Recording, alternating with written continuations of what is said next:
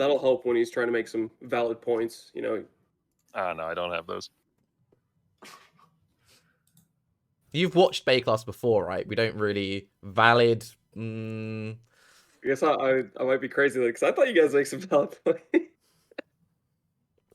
Have you not watched in a while? Is that like you used to watch it back when it was, No, man, I stay up to date. The last one you had was a couple years ago, right? Yeah. All right, well, on that, hey guys, Tarke here, and today we are joined by Grimro and CaptainLance to talk all about 318. In Rise's absence, CaptainLance, what have you been up to? Well, I've been playing a Ranger character at Deadeye, actually, trying to make it something that's actually pretty fast for mapping. Been doing Molten Strike, and then I just started switching over to try out Spectral Throw, which I've actually been enjoying quite a bit. And outside of that, I've been starting on doing yard work for a property we bought to hopefully build a house. Pretty much what I've been up to. What about you, Grim? Well, I focused most of my efforts on trying to figure out the Sentinel League, which I think we did a pretty good job. We figured out a lot of what the cool interactions were. And now it's kind of onto the build side of things. So I finished my League starter off, and it's going to be what's next. That's where I'm up to right now. Have you got anything in mind, or are you still trying to work it out? I'm trying to decide whether I go for a better mapping character, or I go for an Uber boss killer and, try and get the drop rates on all the Uber bosses. But I don't know. The Uber bosses are interesting, but at the same time, I'm not sure it's necessarily something you want to commit a whole character to. So I'll have to see about that. Okay, we can cycle back around to that. Octavian? I just finished 100 on my Slayer that I started the league with. And I put together a new character. It's a Forbidden Rite occultist, and it is. I've been playing in hardcore trade this league, and I am not using any evasion or armor, and I expect it to not die. That's a hot take. Would you like to elaborate on how you're planning on doing that? It's like a ward build or something? No, the core defensive tools are Divine Flesh and Doppelgangers Guys. Doppelgangers Guys got a massive buff a couple leagues back. I think it was last league, might have been the one before.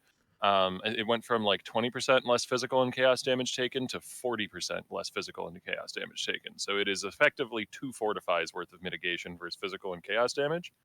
And then Divine Flesh gives you 50% of LE damage taken as chaos, which then gets mitigated by the Doppelgangers to some degree. So that's the core defensive tools, and then I've got things like endurance charges and Fizz taken as LE and malediction and enfeeble.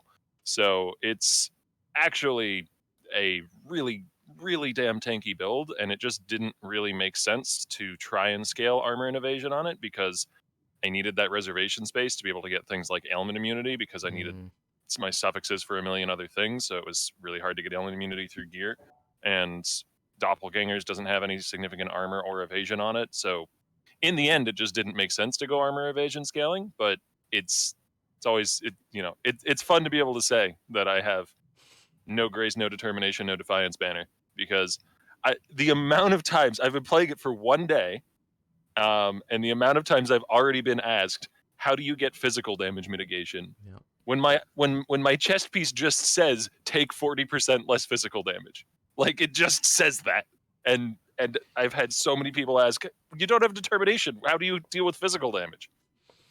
How does it feel to play a character not using Molten Shell in Relevant Year? Immortal Call's pretty good. Yeah. What are you doing for sustain on that build then? So Doppelgangers Guys also gives you 10% life regen if you've been hit recently, and Forbidden Rite always hits me recently. And then I have about 50% damage taken recouped as life, actually like 60 something now. And I have 30 life gain on hit, and I'm going to be getting chaos damage leech. So it has quite a lot of sustain. Pretty cool. So what are you doing with your mana though? Because like if you're playing a chaos based skill, right? So there's not too many auras that help that. Like what are you reserving on your mana? Are you mind over mana? I have Vitality, Purity of Elements for Ailment immunity, and also Res because I have so many other needs for my suffixes between like recoup and cast speed and suppression. Because I did go for spell suppression. I'm not fucking crazy. I went for spell suppression. You do need that. And currently I'm running a Despair Blasphemy, but I want to get Despair and hit Ring. I just haven't finished it yet. And Zealotry. Okay. Yeah, because I think it's less of a like oh, I need to run it. It's just more of a like, why wouldn't I run it? You know what I mean? In a lot of cases, because you just have the mana. Yeah, but the main reason I ended up dropping it is because it was so hard to solve both element immunity and getting like res to a decent place without purity of elements. Yeah. And then once I was like, oh, I could probably just drop determination for this. I then realized, wait, I'm barely scaling armor and evasion at all. So screw it. Yeah. Just throw in zealotry too. The build's tanky enough. I think that makes sense. If you're not scaling armor and evasion like percent wise or flat wise on your gear at all, you're gonna you'll have grace and determination and defiance banner and still have 5k, 10k tops or whatever, and it's not even good at that point. So basically what you're saying is, last league, when I said that Purity of Elements is better than Determination if your build doesn't scale armor, and everyone said I was a fucking moron, what you're actually saying is I was correct. Did you have a chess piece that gave you 40% physical damage mitigation on? No, because it was day one of the league, but this whole thing. Yeah. Well, I don't know about that, because Octavian, wouldn't that make armor even better? Because you're like got the layers, like you mitigate some of the fizz, and then your armor would be able to like be more effective against the remaining. I can see that argument. It's just so hard to get a relevant amount of armor. Like determination, like Lance said, would be kind of the only significant source I have outside of maybe running a granite flask, and I don't want to be reliant on flask uptime for a significant defensive layer on a non-Pathfinder build. That's fair enough, yeah. Does the less mitigation apply before armor is accounted for or after? Before, right? I believe before, but I may be So wrong on that. Then the armor is going to be irrelevant, right? Because it would need that damage to be cut in half before it gets applied to be significant, I think. Yeah, no, the mitigation happens and then armor is afterwards. Like endurance charges and everything happen before armor. Then that might mean you can have 10k armor and it's fine because you're cutting the damage. I might agree with Grim then. I just keep changing my points. Yeah, it's just it's hard to find the reservation space because I want to be like completely ailment immune, and without purity of elements, that is very hard to do on this guy. So I'll go on, Grim. I was just gonna say that's like one of the key differences between softcore and hardcore. It sounds like, because like a lot of people on softcore would just be like, "Oh, instilling orb, granite basalt. There you go, man. Determination OP." Like because you get all that free armor and the multipliers and the increase from the mods on there, and that's like good enough because you're gonna have it up, 85% of the time. But on hardcore, I'm sure that doesn't fly. 15% of the time, you were dead. I mean, that's okay though, right? I think that's one thing which has been quite telling recently, is I remember people used to think I was weird because I wanted my build to be immune to shock. And they're like, but why would you need your build to be immune to shock? Like, what? Whereas now people are like, oh yeah, shock is really scary. That's very much the more recent thing. I was curious though when you said earlier, like, a relevant amount of armor. What would you say is the minimum amount of armor to be considered relevant? This is for me? For everyone, I'm curious. I feel like you kind of need to be 20k upwards to be relevant, to not get just randomly, depending on what modifiers are on the map, what downsides you pick up. I feel like for the most part, to not randomly get one shot, 20k is a good amount. And then when it comes to something like Shaper Slam, you probably want more. It really depends on what you're trying to defend against and what kind of content you're doing. Because if you're doing Beyond, for example, if you don't have like 20 to 40k armor, you're just going to get one shot by Narm Bending Stone's physical bolts, right? Like just going to one hit. But if you're just doing like normal content, you're not picking any altars up, then yeah, I think 10 or 20k is probably okay. You're going to be able to survive like normal hits from mobs, like a lot better that way. So that's a pretty good segue. So the build that I was playing most recently was a Pathfinder, and I was doing the whole Master Surgeon heal when your flask hit full thing. So I was going like full Great Determination, Defiance Banner, but then Iron Reflexes to convert everything to armor.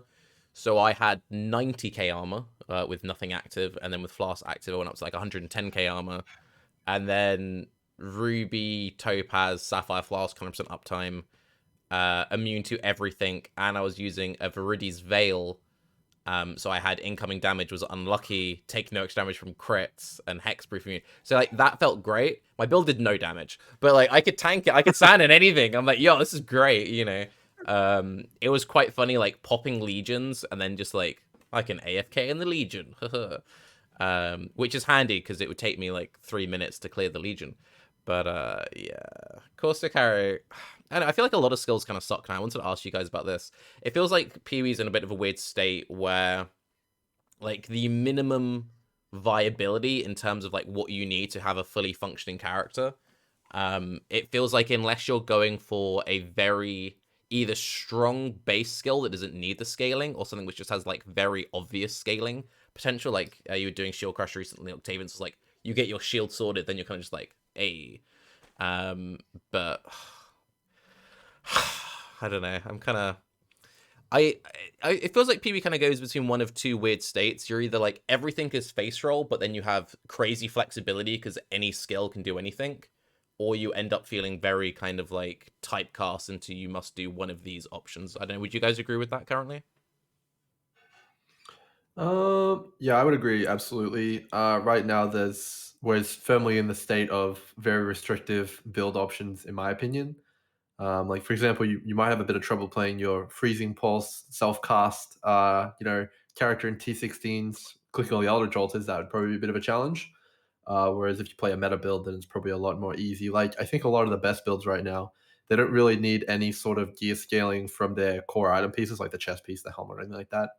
They just kind of like rely on like clusters and a weapon, and then they can go do all the content. So yeah, I would agree. I think it's especially the case now that we have, the tier of content for what is hard, like the added all the new Uber content. That just says every build that was barely doing it before definitely isn't doing it now. So that feels bad for the weaker skills. I think generally you can do most of the content with weaker skills, but why would you do that? Like in terms of if I'm playing a skill like I was playing Molten Strike, I had a lot of comments in my YouTube videos like, why aren't you playing Lightning Strike? It's like, well, if I wanted to have a better build, yeah, I'd play Lightning Strike, I guess. You have to want to do it, I guess, to be at a strictly lower tier of initial scaling.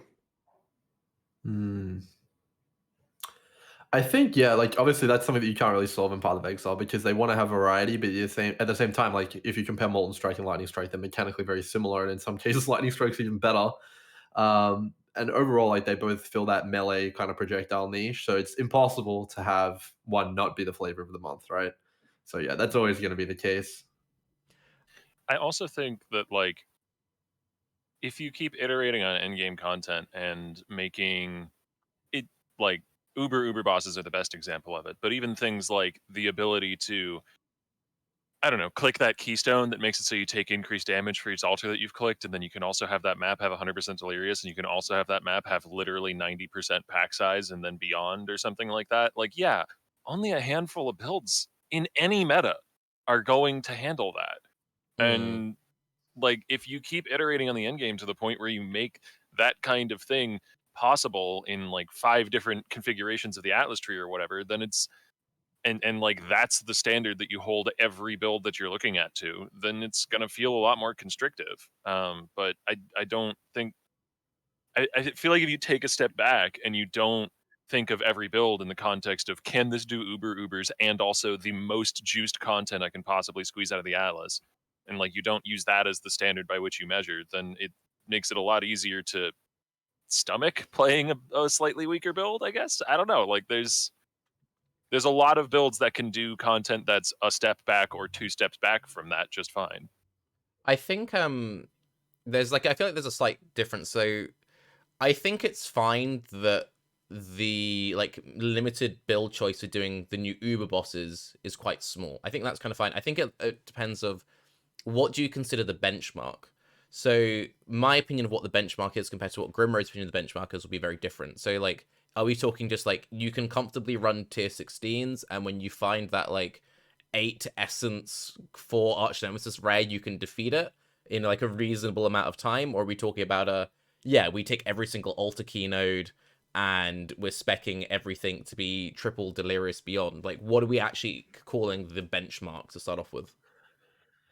I think the benchmark is pretty solidly determined by the community and what they think a league starter should be able to do. So, for example, I don't think that anyone expects the league starter to be able to pick both of the Eldritch altar keystones and then click on every altar. I don't think anyone expects that. And if they do, like, okay, man, like, I don't know what to tell you. But I do believe quite firmly right now that people do expect to be able to click on every altar on their league starter and not die. Like that seems to be the expectation, and people get confused when, for example, my league starter, it can't do that. It's gonna die if you click every altar, and it's just like it's kind of unreasonable to be able to expect that you can do that without like very specific gear or like a certain level of gear. I think it's about being like a really specific build for that too, because there's some perfectly good builds that just get like completely undone by certain altar mods because they're so targeted. You know, there's like some altar mods that are like, hey, you're stacking a bunch of frenzy charges. Well, fuck you, buddy. You have 0 defenses. Like, Yeah. so like builds that are really good at everything else, but you click that one specific altar mod and your character is torn to shreds. So it's just the way GGG's been designing a lot of content lately. I mean, it's very much present in Arch Nemesis. The Forbidden Right build that I've been playing feels amazing in 95% of content. And the only time I've ever gone low is when I stand near an executioner mob. Because if I'm standing near an executioner mob and I press my button to cast twice, I'm at half health Seems instantly fine. because it costs so much of my life. Just never press 4 times. Well, at that point, I'm at half health and I'm not going any lower. But like, it's still there's my point is more that like there's such hard counters to specific builds and playstyles now that it's really, really hard to get a build that just face rolls everything, especially if we're talking like on a starter budget. So do you see this just getting worse, considering GG said that every league they're going to be pushing new endgame? I would agree. I don't know what you guys think, but it does seem to be getting quite considerably worse over the last few years because I don't know. I've been around a while, and the requirements placed on league starters has just gotten more and more ridiculous. Like it all started when they introduced Conquerors of the Atlas, and Cirrus was the thing. Everyone now needed to be a boss killer, as in addition to doing the normal content. And like I don't know, like when you actually take into account the altars that everyone expects to be able to do now, you need like an absolutely insane character to be able to do that on League Start, right? And I think the reason that everyone expects to be able to do it is the FOMO, right? Like if you don't do it, like you earn nowhere near as much currency and you fall behind everyone else, and you know it just feels bad. I feel like the FOMO is honestly a part of the problem, to be fair. For myself, I started Trickster Righteous Fire, and full disclosure, not a good starter when you compare it to like an Inquisitor Righteous Fire. Inquisitor Righteous Fire is just strictly better on every level to the moon until you get like, I don't know, 50x or whatever into the ES variant, and then I think there's something to be said about Trickster. But I started with strictly a bad league starter, and I didn't feel particularly like screwed because I feel like I could curtail my strategy to the fact, okay, I'm playing a weaker build, and so my strategy was I'm gonna rush all the small passive doubling node so I can run T16's white and self-sustain and generate a bunch of invitations, and I can still make currency. But I think you have to have that perspective of, okay, if I want to play something worse, I have to tailor my strategy. I can't just go with the full juice right out the gate, Eldritch farming, like every altars type of thing. But that's like, I guess that you have the FOMO of like, okay, the strategy might just be strictly worse by a mile, then I'm losing so much currency, and then I can't play this build or whatever. I mean, maybe that's not even just a FOMO thing, because I suppose wouldn't that then also fall into what content is out there? Because if you're the kind of player who you don't really know what you're doing, you're looking for a league start, so you're going to look for like what are the best league start builds, and Grimro's made a bunch of videos on like how to Atlas skill trees. So maybe Grimro's the problem. Maybe if we get rid of Grimro's YouTube channel. Look, I will be completely honest. I will be like adjusting my content because I foolishly told everyone what I was going to do for League Start, and my plan was on day one to take both of the keystones and 6 portal every single map. And it did quite well for me. I've earned so much currency, and it was great. Yeah, fair. However, it was an absolutely just it's like sandpaper, like hands on sandpaper, man. It was awful. I hated it, but it was worth it. And I would never recommend anyone do that ever. Like, and I'm not ever doing that again because it was dreadful. But yeah, like I made that video, and people obviously emulated that, and it was awful all around, right? So yeah, I think the fault does rely to some extent with content creators, and I won't be making that mistake again. I'll definitely be putting out more conservative and less strenuous strategies next time. Should we make a list For of sure. all the people we blame? Yeah. I mean, put me at the top. That's all good. But I think that is definitely something that I've been thinking about it a lot with the amount of control and flexibility we have over the Atlas passive skill tree now. There is definitely that level of tailoring your plans. Like, I had something similar. So I planned on League starting going really heavy on Delirium, Essences, and Expedition. And then in SSF with like pre-nerf Arch and Nemesis, I'm like, you know what? I don't want to have Delirium in every map that I'm doing. I'm going to not run Delirium. So I changed my Atlas strategy, but it requires like having that. It's not. It seems silly to say knowledge, but having that ability to understand where the problem points will happen. And I did find that particularly interesting because Chris always loves to talk about how in the beta with the early iterations of maps they had, players would be copying what streamers were doing, and they'd be putting their characters into content their characters weren't ready for and having a terrible time. And he's always gone back to that as an example. So it's quite interesting. We now have this much flexibility, and so many players have that exact option to be like, oh, let's spec into this node that makes all monsters do more damage, Yeah, it's like people don't actually understand just how actually like ridiculous that is. Maybe you can explain Octavian, but taking 25% more damage is like there is so many knock-on effects from that. Like it Oh, yeah. basically can turn 20k armor into 0. It can turn 20% shock into 50%. It's like, oh, There's a bunch of. I mean, there's a lot of different effects, but there's a lot of things in Path of Exile that will scale off the magnitude of the hit that you're taking. Armor is a good example where the larger the hit you're taking, the less relevant your armor is. So you're, shredding your armor to bits. And then things like getting stunned, if you're not stun immune, is going to happen way more often because you have much larger incoming fizz hits. It's very spooky.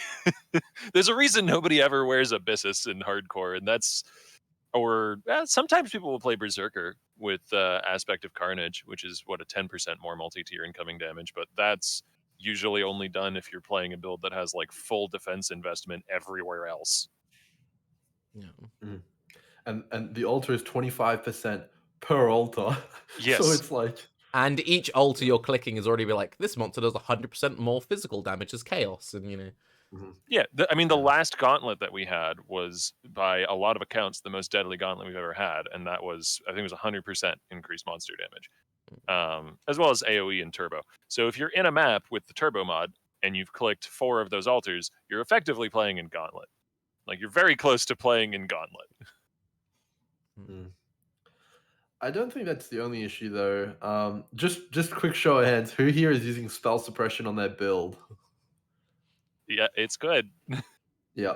So what I actually found as a big issue is a lot of players like they came back for either 3.17 or 3.18 and they didn't play like Scourge or the league before that, right? Right, So yeah. they didn't know. They didn't know, right? And they didn't like. I mean, like without spell suppression, your character is just made of like paper, right? Because like you've got all these ridiculous spells in the game now. Before it used to just be the ice strongbox which would kill you, and everyone's like, okay, that's bullshit. But like move on. But now everything in every map has like some crazy spell. Like, do you guys feel like spell suppression is mandatory? I kind of feel like it is. I wouldn't play a build that didn't have either spell suppression or block cap. If I'm playing a build which doesn't have one of the other, that build must have something really good.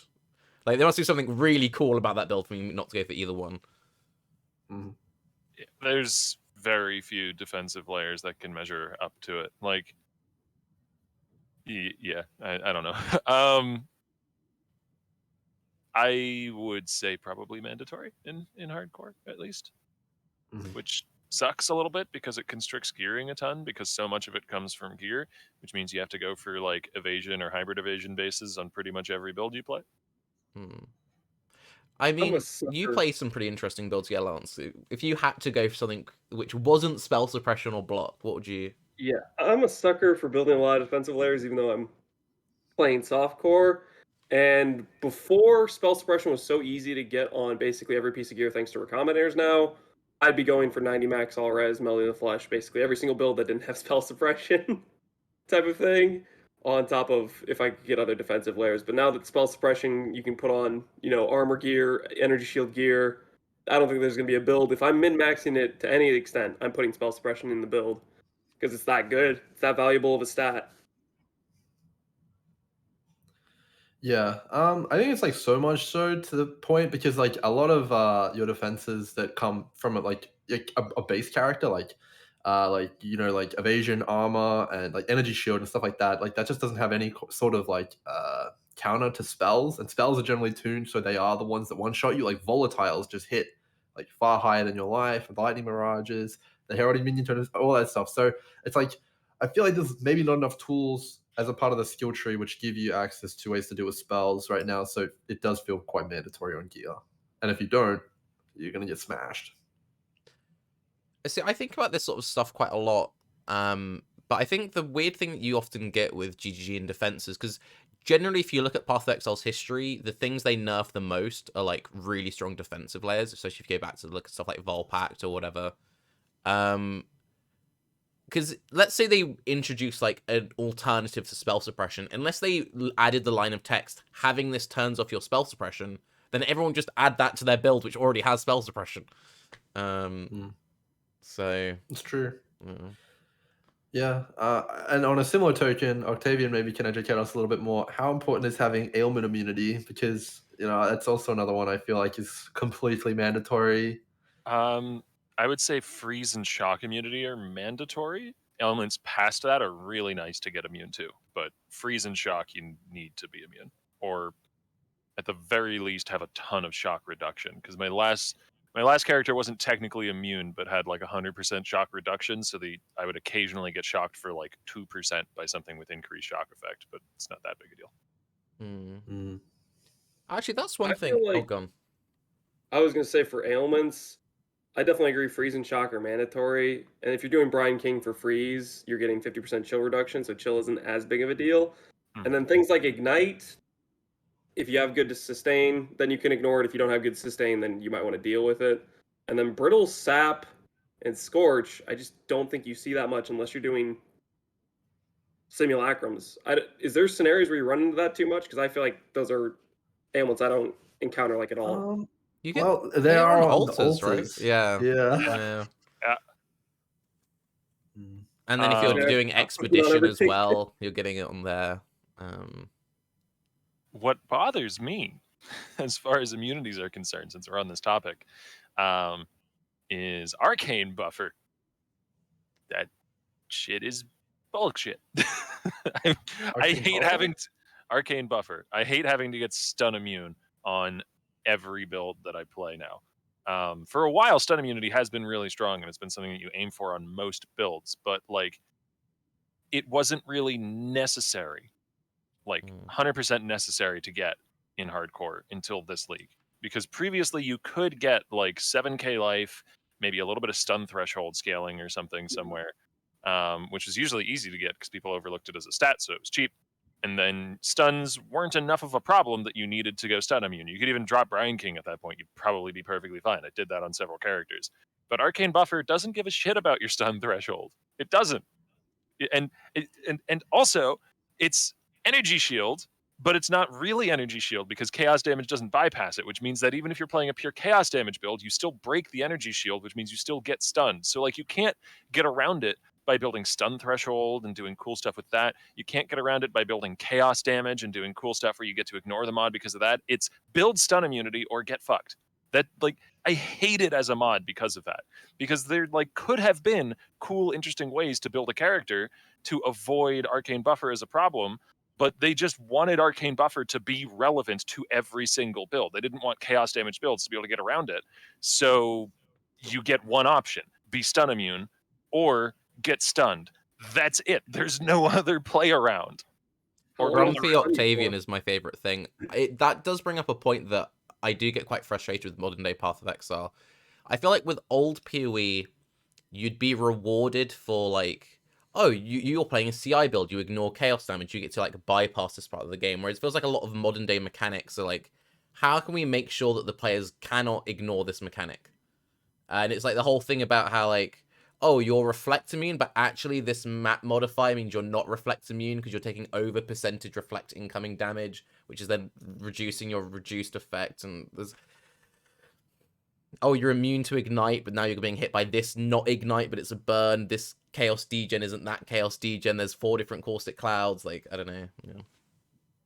The scenario where there's so many things that are basically the same thing as something else you're immune to, but they're different, that drives me insane. The amount of different like grasping vine effects where it's like, this is some terrible feeling thing that I can't avoid unless I'm Calm's Root Juggernaut. That's my only solution to this problem, which means if I want to play any other build, it's going to annoy me type of thing, and you can't build around to defend yourself against it at all. I completely agree. I mean, okay, so the picture that we're painting here, right, is that, you know, a good league starter should be, you know, at least shock and freeze immune, but ideally ailment immune. They should have 100% suppression or like some crazy max res stuff going on. They need to have like 4 or 5k life. They need armor. They need evasion. They need 3 or 4 million DPS, and they need to have good clear. And you know, it needs to be doing it all on under 10x. It's like, hang on. They need good sustain for all the degens on the floor. oh, You also true. want positive chaos resistance. That's Good point. very important. And they need to be able to Actually, boss. Chaos Res, yeah. Yeah. You guys are just Chaos Res is an interesting one. describing the Go best ahead, league Lance. starter, right? Righteous Fire? Yeah. That's what you're describing, right? Oh, true. Actually, good point. I mean, it was the most played. Actually, best skill, finally. I was very surprised to see that like RF is at the top of the softcore meta. I feel it made me feel out of touch. Not that it's a bad build; it's a great build. I just didn't expect it to take softcore trade by storm. It's freaking Fire Trap. Fire Trap's carrying Righteous Fire on Fire its Trap back. is so good. That's also why I'm so like down Caustic at the moment, because like a level 19 Fire Trap is just better than like you'll have some guy who spent 30 exalts crafting these perfect bows, and it's like you just equip a Fire Trap, and Righteous Fire is a better Death Oath. I think you agree with this, CaptainLance. It's like, why are you fucking around with Death Oath and using all this bullshit? You just go RF. It's the same thing but better. I don't know. I've seen some pretty juicy Death Oath builds, but fair enough. But like you can't say that those builds are better than like a fully min-maxed explode RF build. I feel like that's kind of like it's like almost always been the case though. Like Death Oath has kind of always been a little worse than Righteous Fire. I'm mostly salty about the fact Death's Oath in the patch where they basically multiplied all the Chaos skills damage by 3, Death's Oath didn't get touched. And I used to always love playing Death's Oath, and then all the other Chaos skills, every other dot skill of the game got buffed and was better, and Death's Oath is still 500 damage per second at its baseline, which is like a fifth of a level 20 gem for most dot skills. So I'm just salty because I used to love playing Death's Oath, and it just feels so bad in comparison. Yeah, I mean, I think the big part of Death Oath, which is so difficult, is you lose your chest piece slot, which, like, we've been talking about spell suppression and ailment avoidance. It's like that is the slot to fix a lot of those issues. So it's like, damn. But yeah. Chest is so strong. Watsly's life mod, Vicious gain life as ES mod, suppress, max res, all the things you can get from Eldritch Implicits. Doppelgangers, guys. Yeah, I mean, that's fair enough. Yeah, I mean, if you can get it in other places, it's certainly good. And I've found the Impossible Escape, now that it's come down in price, is actually a pretty good tool to kind of like, you know, yoink some ranger stuff for your build if you can afford to spend the points. That's the jewel which allocates based on the keystone. I've liked that one quite a lot. I love that jewel. I think There's it's the best a lot new of unique. oh sorry.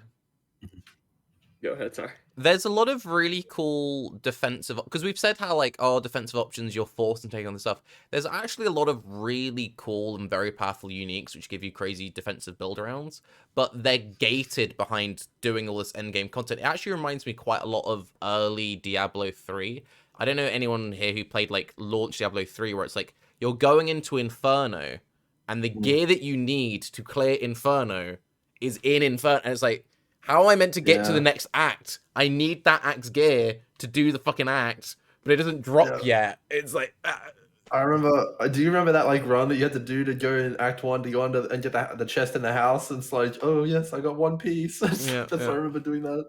You're either doing like full Demon Hunter or a Wizard, like just movement spell spam. If I get hit once, I'm screwed. Like, you know. Yeah, definitely. I think one of the most telling signs, which actually is a little bit to your point, Lance, and you were surprised by it, Octavian, is I think I was looking at PV Ninja yesterday, and the melding of, I think it's melding of the flesh, the 90% all res one, Mhm. is at like 32% use rate on soft core. It's like, what? Why? But yeah. It's good, man. I'm Oh addicted yeah. to that tool. I put it in like every single build. It's so freaking strong. It's really strong, absolutely. I've yet to Totally use agree. it. I need to make something with it, Really? I guess. Yeah. Okay, so this is. I'm just looking at it now. So Sentinel, the top uniques. I mean, a lot of you guys have already looked at it. Okay, Octavian, if you had to guess what the top 5 uniques are in Sentinel, what'd you say? Top 5 like use rate. Yeah, you just Um, open it. You open PV Ninja and it shows like the top 5 uniques at the top in percentages. What would you say? I mean, oh god, I need to think of 5 uniques. That's hard. Gold Rim, Wanderlust. I don't know. Is Tabula still up there at the top? No. Melding. Because I'm cheating because Grimro just said melding was the Okay, well, I'll use give rate. you melding. That's one of them. Think Righteous Fire, Octavian. Think Righteous Fire. It's 20% of the players. Think. Aegis. Yep. Yeah. I don't know what the hell else Righteous Fire uses. The boots, the Scorch boots, whatever those are called. Legacy of Fury, I think. Is that Okay. what those are Just called? to say, because this could go on forever. So the most used unique is Watcher's Eye. Fair enough. Okay, Watcher's Eye is in 61% of builds. Aegis is the first like real item at 32%. Melding of the Flesh 29. Then Forbidden Flame and Forbidden Flesh at 29, and then Ashes at 21, and then Mage Blood at 20. Mage Blood is Mage 20%. There's Yeah. that many people that have that item. What the hell? Jeez, I didn't want to guess Mage Blood because I thought it would be like 5% because it's that hard to get. It's only characters 100 to 97, so Yeah, it's like this a pretty is small sample. this Fair is enough. skimming like it's what is it 1500 or something accounts or something like that. I don't know. Yeah. But yeah, like it's definitely surprising because like I would say that most of those items, with the exception of Watcher's Eye and the Forbidden Jewels, they're like defensive based, right? Like they're all hard defensive items. So yeah. Definitely. I'm just still shocked that there's that many Mage Bludge and Ashes in the market.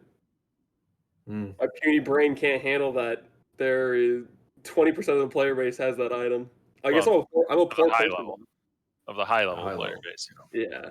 Okay. I mean, that's- I can't believe it, but that's because I'm from hardcore trade where there's one Mage Blood that we all have to share.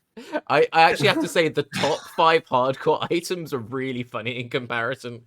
So it's Death Rush at 10%, Diaden Yeah. Dawn at 8%, Deer Stalker at 7, Reign of Splinters 7, Coated Shrapnel 6. Yeah, So they're on like day 1 gear of Yeah. softcore trade. Yeah. No, like Wow. hour 3 of day 1. Why would you ever swap off the Raider Splinters? That's just good. Yeah, yeah. EA Ballistas, right? Yeah. Oh yeah, EA Ballista is super popular. Honestly though, like the hardcore trade meta has been fairly varied this time around. I think it's in a decent spot. It didn't change a lot from last league, but that was kind of to be expected. That was something I wanted to ask you, Octavian. So I've seen a couple of people having these conversations on Twitter, and a lot of the people who I've seen say like all of this is overblown, it's fine. It's people like Lily. It's a lot of like the hardcore racers. They seem to be like, oh, actually, there's loads of like options and builds right now. Why do you think there's that disconnect between those people saying that from a hardcore racing perspective compared to just like random softcore people?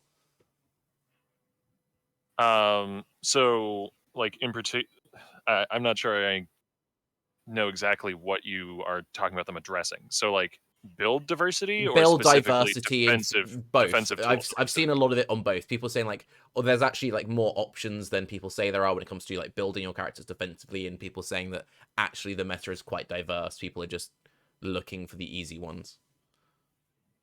How do I answer this without sounding like a prick? Oh no, sound like a prick. That's that's what I basically want. to successfully play hardcore Path of Exile at a high level and consistently reach high level characters and handle high end bosses, you need to know the game really well. And if you know the game really well, then you're going to, by default, have more tools at your disposal for making more varied and interesting characters. Like, I'm not trying to come off as a dick or anything there, but like, you don't succeed consistently league after league in solo self-found hardcore and, you know, to a degree gauntlet, the most punishing forms of play in the game, without being kind of good at it. And if you're good at it, yeah, it's going to be easier to come up with more interesting and varied builds. To be fair, though, I feel like at least when, as a softcore player's perspective, you watch Gauntlet, what's every single person doing? DD, and then you got Jungroan playing an explosive trap, and then like a couple other, like, there's like basically a bunch of people playing DD, Seismic, and then like a 5 snowflakes. Yeah. So like from People the want to perspective win. of you're watching it, it all looks like DD, right? People want to win. Even if the difference in power was 5% or 2%, most people who are seriously playing to win would take that 2 or 5% advantage. Why wouldn't you? Especially when you're devoting a week of your life to it. You don't want to spend that much time and effort and then be on a character that's even slightly less powerful than it could be. Is the difference only 2 or 5% though? Not with DD. Maybe if they fix the bug specters, then it could be. Yeah. You play a lot of melee, and people are always telling me that melee is dog shit. What do you actually think the state of melee builds are, Octavian? I mean, I played Shield Crush with Slayer AoE, so I don't know if I'm actually qualified to talk about melee because my attack hits the other side of the screen. I don't know. I think melee could use some additional tools, particularly strike skills, and I would like to see a not a rework, but a balance pass on strike skills as a whole. But I also don't think it's unfathomably unplayable because Karn is playing Bone Shatter in solo self and hardcore. I mean, he's still stalling on Ubers, but he's done all of the core content, and there's plenty of other melee builds that I've seen have success in hardcore and softcore. Cyclone Shockwave, Shield Crush. Not so much slams, sadly. I miss the heyday of slams, but maybe with that new helmet they'll be good. I think depending on like what kind of a lens you're looking through is the viability of melee, right? Because if you're looking at it from like the lens of softcore trade and like currency per hour, that archetype doesn't exist, right? Unless you're playing a pseudo ranged version of it, like Lightning Strike, because like that's basically not melee. Like why would you ever play melee? Because it just mechanically is weaker. It's designed to be weaker. But on hardcore, like where Octavian plays, I'm pretty sure melee is designed to be more durable than a ranged character, right? That's the kind of paradigm. So it makes a whole lot more sense that he's saying that it's like more viable. But yeah, from my perspective, it's not even like if you're trying to, in the words of Octavian, be competitive, like 20%, 30%, it's like it's not even an option. But like, how do you make a melee skill that's competitive in that kind of environment that you're talking about that isn't Lightning Strike and just a ranged skill? Like you can, the instant you start to make it compete in that kind of hyper min-maxed softcore trade environment with range skills, the way you do that is you make it a range skill. You make it Lightning Strike. Well, there was Legion Cyclone. Legion Cyclone was like a thing. No, that is also a ranged skill, I would argue. Yeah, pretty much. They were getting close.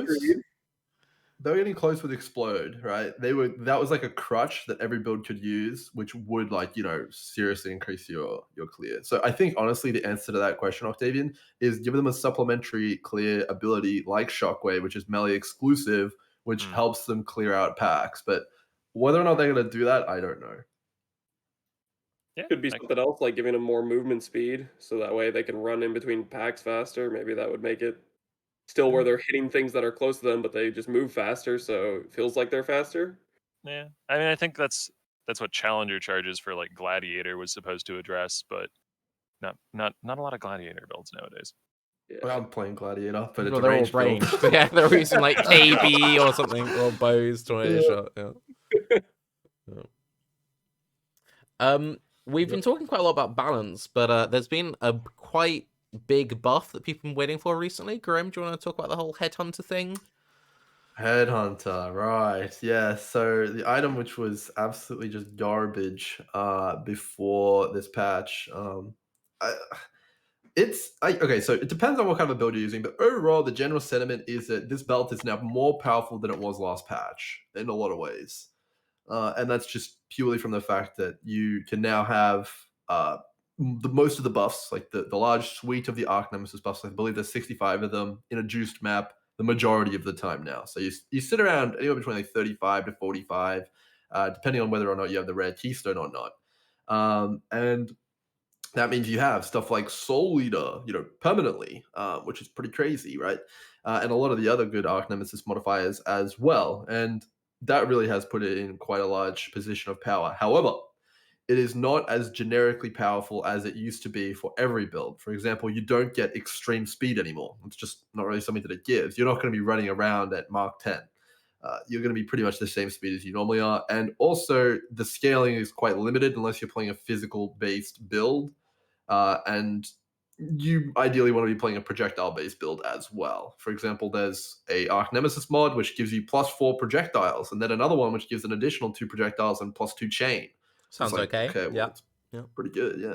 Yeah. And then most of the other multipliers are Fizz as extra XYZ. So yeah, it's a niche item, but it's very powerful on the people that you are using it. How just quickly, how strong would it be if they got rid of Mantra Flames? Because isn't that also like a big thing of what makes it good? Not really, no. Most Okay. people aren't actually using Mantra Flames with it. Well, but not that I see, at least. Alright. Mantra Flames is like Bone Shatter exclusive, right? No, some people do use it. They do, but like honestly, you don't need it now. It's absolutely ridiculous. Like 100% Delirium on a physical based build right now is like running a white map with a Headhunter. It's like that level of crazy. Jeez. Okay. So long as it's not pure Fizz, because it gives you damage conversion. I wanted to use it on my Slayer, but it's a brutality build. So Yeah. anytime I get one of the convert mods, I would have just lost half my damage. Yeah, that's why I say niche, because there's so many builds where it's just like really bad on now. Like it's like pretty bad, yeah. Yeah, it's back. I'll be right back. I actually drank way too much water. That's right. While Captain Lance is doing that, so one thing that I've been quite looking forward to is when we were coming up with the notes to this episode, Octavian was like, I want to talk about the Atlas passive skill tree because there's a lot of positivity there. There's going to be like all this complaining about balance. Like, we can just be like, yay. And then Grimro was like, I fucking hate the Atlas passive skill tree. Or not you hate it, but you're like, you Okay. have issues with it. So I do have if the issues two with of it. you would like to like, this YouTube boxing's a thing now. If you like to get in the ring and start, Fight. Look, it's not okay. I'll let you make your case, Octavian, and then I can come in with the cross examination. I don't know that my case is going to be all that well stated because it basically boils down to I really like being able to block mechanics because fuck blight. Yeah, I mean that's the bulk of it. It's the ability to block mechanics is really really really nice and leads to me staying in maps on a character for so much longer because I don't get headaches about like I keep skipping every harvest. Man, I hate having to do that. And so I could just delete harvest and not think about it, and that's nice. And then on top of that, the keystones that they've added do a very good job of making different atlas trees feel significantly different in terms of the mapping experience. Admittedly, that's mostly between doing like a grand design or a wandering path tree. Those are the ones that I've had the most fun messing about with. But even the ones that just like make it so altars are way more deadly, or obviously the uber boss fight keystones, while they don't change mapping, are quite impactful as well. So I think they did a great job on the keystones. Yeah, I mean, largely I would agree. So I think the blocking of mechanics in combination with stream of consciousness, let's add those together because overall they do create like the most satisfying and rewarding Alcon mapping experience that we've ever had, right? Like it's as accessible as you possibly ever could. You can almost like run your favorite mechanic like Expedition or Harvest or something like that without even needing to go and trade and invest in, scarabs or anything like that. So it's absolutely fantastic. I think that's really good. However, where I disagree is specifically on the keystones. So these keystones, in my opinion, are like really good when people like kind of know what they're getting themselves into, but so often people seem to allocate them without fully understanding and grasping what they're doing. And it may lead to them, like tanking their map sustain. It may lead to them getting 6 portaled in the case of the Eldritch Altars, or like breaking their Uber Elder set, or all sorts of stuff like that. So it's like, okay, yeah, but like there's not like enough of a warning label, or like enough of like kind of like accessibility restriction on some cases for these. I don't know. I feel like it's almost like you should need to do a challenge or something like that before you can access these, so you actually know what you're getting yourself into. I don't know. Maybe you can't allocate the Uber boss keystones until you've killed the regular version of that boss. So you can't break your Uber Elder set until you've done a Uber Elder. Yeah, I don't know. because it's like The other side of that argument is get fucked. I guess. I mean, yeah, I guess so. But like Tarke mentioned earlier, Chris has talked a number of times about like having an opportunity cost or a cost of entry to things, sort of protecting players from themselves. Like, and it is strange that you don't have that for the big end game boss fights they just added. You have to do quite a bit of passive point allocation. Like you have to do a lot of maps to get to that point, right? This is Yeah, true. but like I think there are quite a few easy pitfalls. It's like the whole thing of people were like getting super excited over the not shadow shaping, the other one, the other favored map one, and now it's like you don't get any guardians dropping because you haven't favored guardian maps, there's lots singular of focus. singular focus, there's lots of little things like that which are quite obvious pitfalls. I think that I really just want them to move stuff around on the Atlas Skull tree next league. I'm getting a bit bored of having the similar kinds of routings. I'm having a lot more fun booking things out, but I play SSF, so it's like I'm taking essence of league. And now with the blocking ones, their position on the tree, where the essence stuff is, it's like where strong boxes are and everything. It's like, can we just move stuff around so I'm not doing the same thing over and over and over again? That's a little bit like... Yeah, I mean, I think you may see that, like for example, let's say when they do add ultimatum to the league, to the Atlas passive tree, right? So I'm imagining that they'll have to move something around to fit that in, right? Yeah, they'll add ultimatum Eventually. Yeah, when PV2 comes out. Copium. Eventually. I mean, if Sentinel goes core, I would imagine that like that would probably end up on there somehow as well. It's a pretty big if though. I hear that Ultimatum, Hard Mode, and PV2 are all coming out on the same day. It's gonna be great. Oh wow! And it's gonna be Christmas too. Yeah. Wow. I don't know if you intended to make that pun, like Chris and then Christmas. It's like I don't know. Was that intended? Yes, exactly. Yes.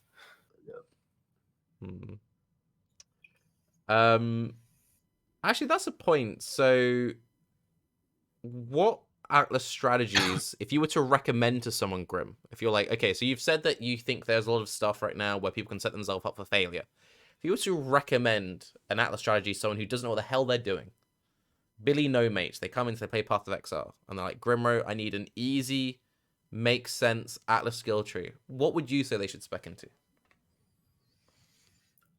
Just essences and strong boxes, and like maybe Harbinger.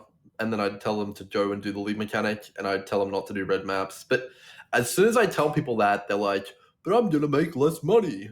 Like, and it's like I can't explain to them that if you just do it in the lower tier maps, A, you're gonna have more fun. B, you're gonna get experience, so you can do the red tier maps later, and like C, you're gonna make a good amount of money anyway. Still, like it's only gonna be like 30 or 40% less money, and like that's compared to some big streamer juicing it up, right? Like you can make so much. That's what I'd recommend, but no one ever listens to me, and they're all like, "I'm gonna go do the altars with all the keystones and have a bad time and quit." It's like, ugh.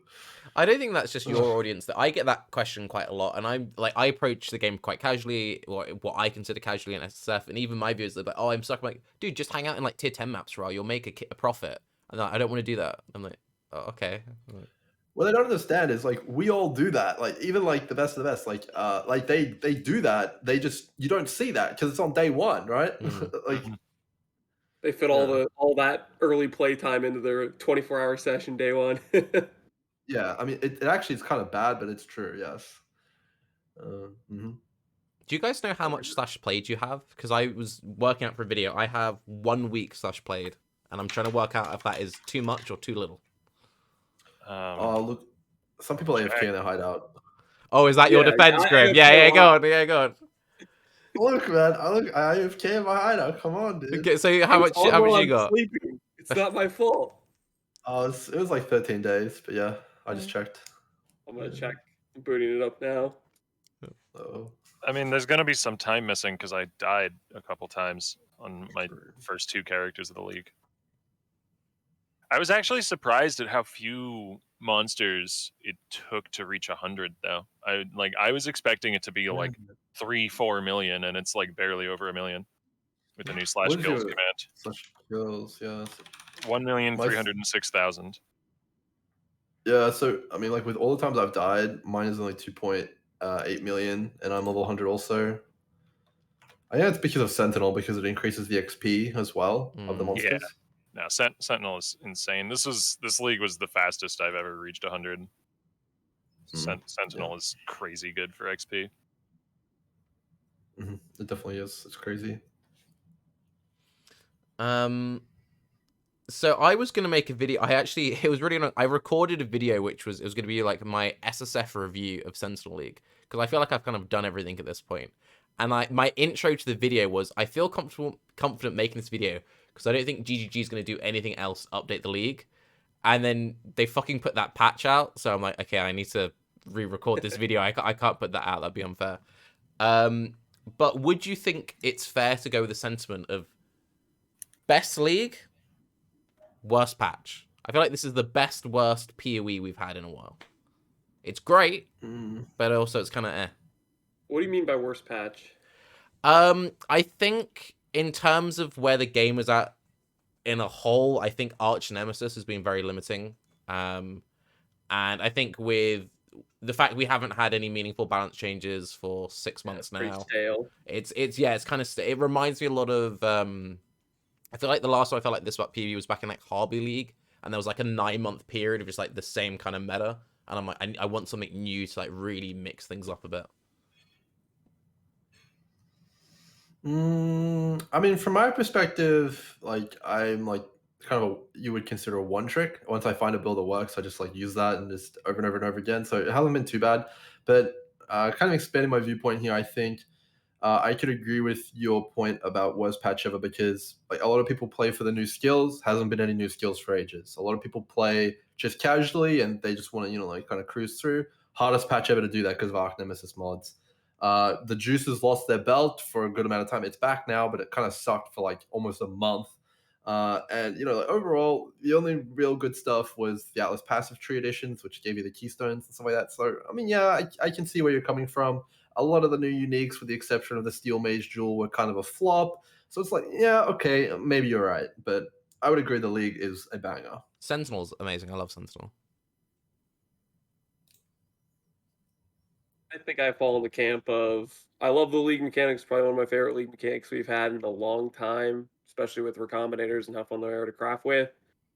As for patch, the no new balance changes, no new skills, definitely makes it a lot more limiting in terms of I like to create new builds or try new things, and I have the same options I did last league plus a few new uniques, and it's like that definitely feels kind of bad. So I think I would definitely put it towards the lower end of in terms of changes for somebody who likes to make builds or different things.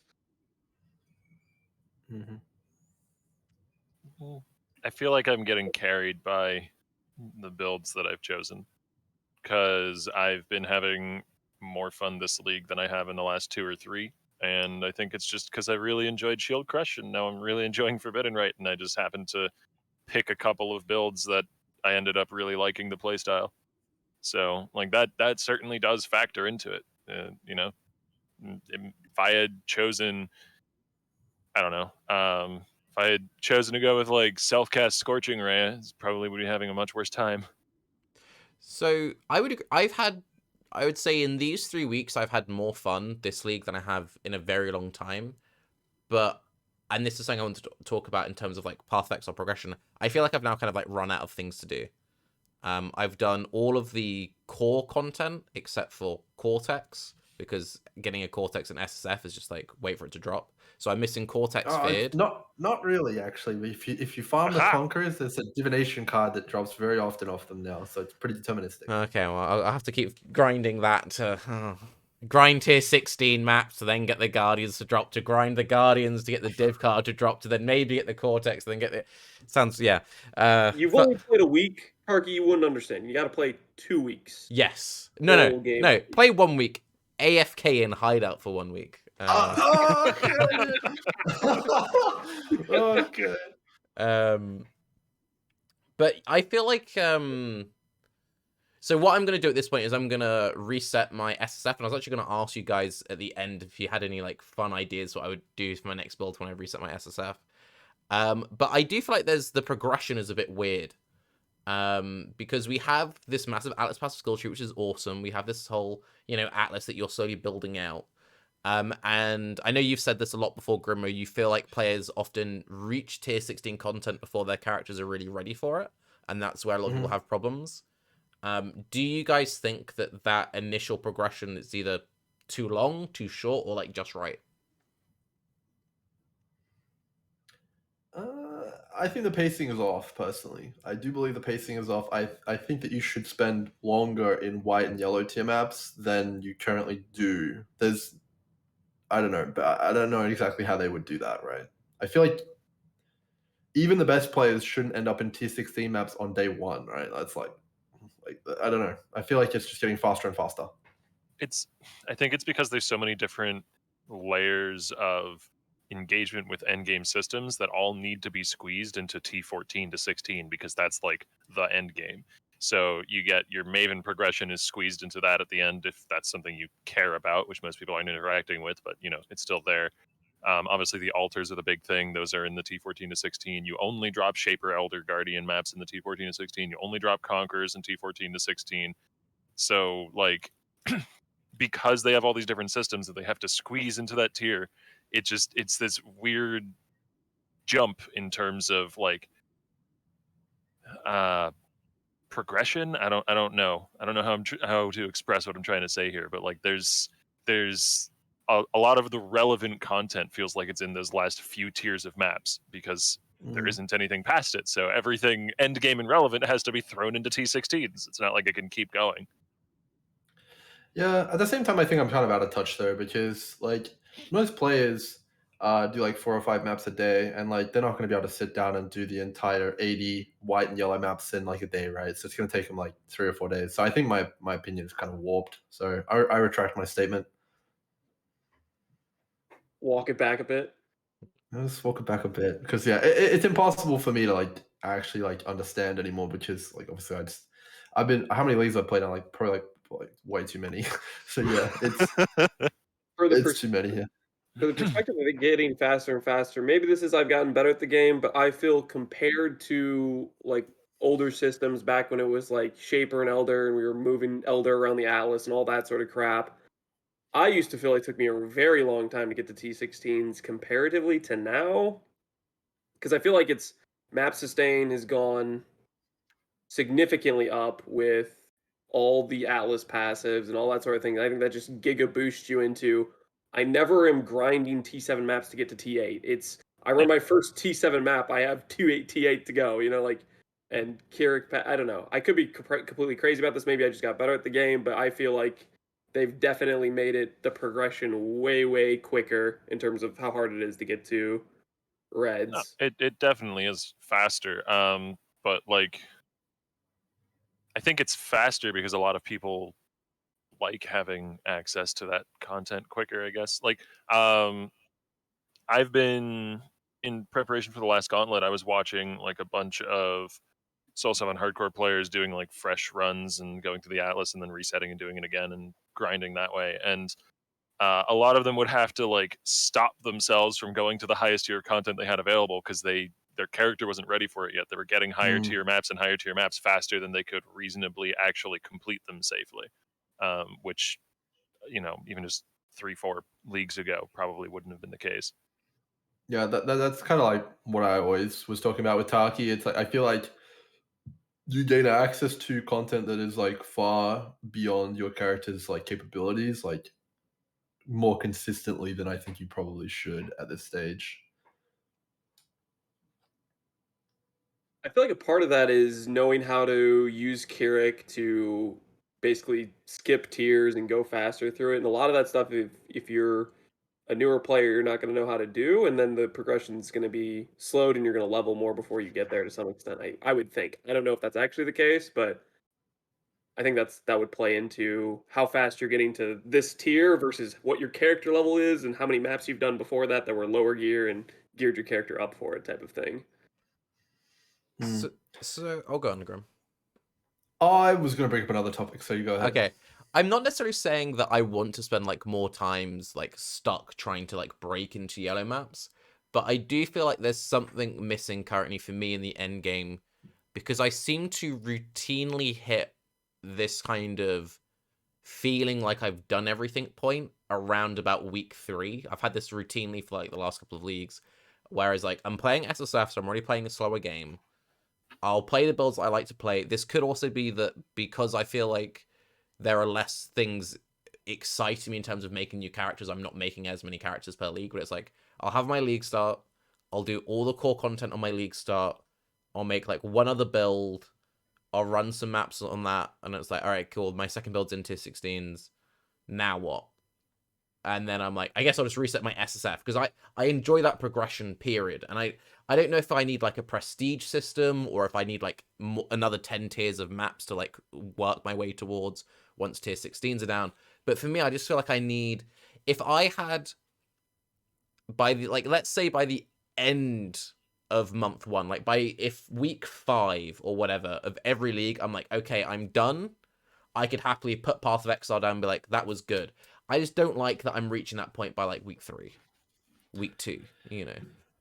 Interesting, very interesting. So, because I used to play to like the end of month 3 and be like, oh, there's so much stuff I didn't even get around to doing this league. Yeah, I mean, I would put this down to a lot of things, honestly.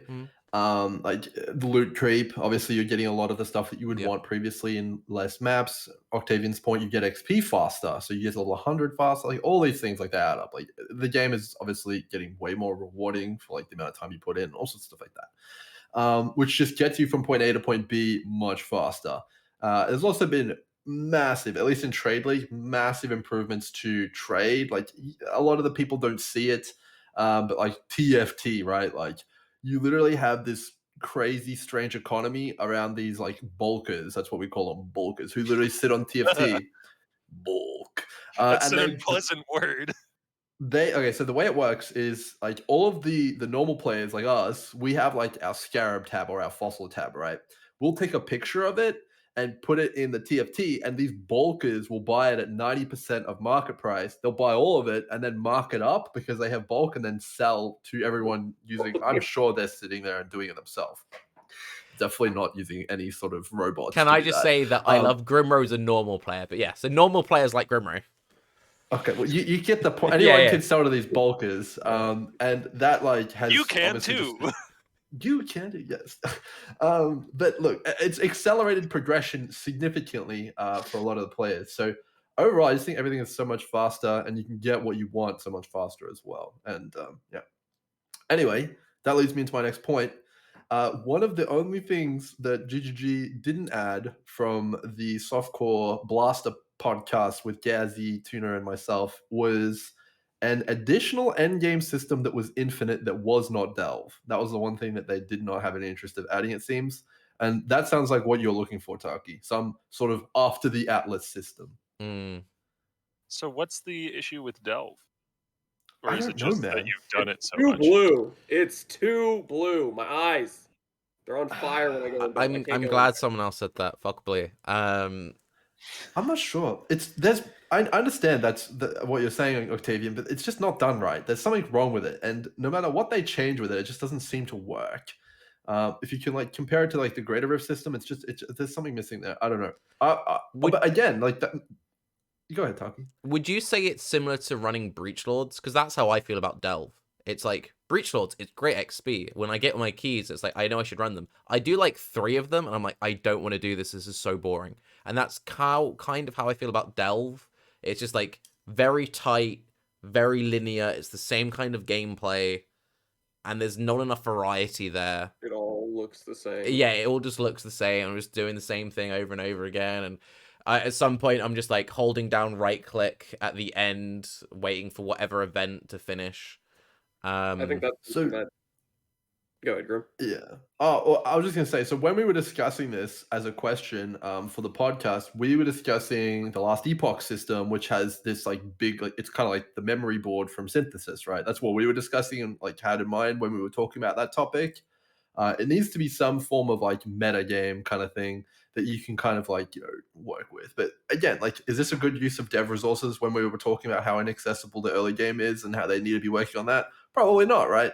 So, I mean, I don't know. It's pretty difficult to be a game dev at GGG right now. I don't envy them. And I mean, to address what you were talking about earlier, Tarke, like, actually, I guess I have to ask you a couple questions because I have not 100% kept up with your progress this league. But Yep. have you like pushed to doing, really big juiced maps or uber bosses or anything like that? I've had a couple of attempts at Uber Cirrus. That was kind of fun. Final phase of Uber Cirrus is bullshit. That boss is scary. That is a scary guy. He is. Woo-hoo. Yeah. He's spooky. So yeah, that was kind of cool. But I was kind of like, once I've like thrown my face that a couple of times, I'm like, all right, that was what I think. Obviously, it's more of an issue of playing SSF when it then comes to the Uber bosses, because it's not a situation of like, I'm just gonna buy like 20 sets and practice this fight. It's that. So what I was talking about earlier with the Cortex, it's okay, so I'm now gonna like knock out 100 tier 16 maps to then collect the fragments to then collect the synth map so I can then do my attempts at the thing. But no, so this league, my first character I played to nearly 97. It's now 96 because Ubers are spooky. I probably should have gotten that level up before. I was like, I'm fine. I'm about to hit level 97. Let me just go into Uber Cirrus real quick. I was like 3/4 of the way through 96, and then I suddenly wasn't. You got 6 portals, that goes quite quickly. But yeah, so that character, it was an Omni build. In terms of the gear, it was relatively min-maxed, I would say. Like, you could look up my profile. It's like most of my armor slots was like Essence mod, double attribute, or like Essence mod plus spell suppression.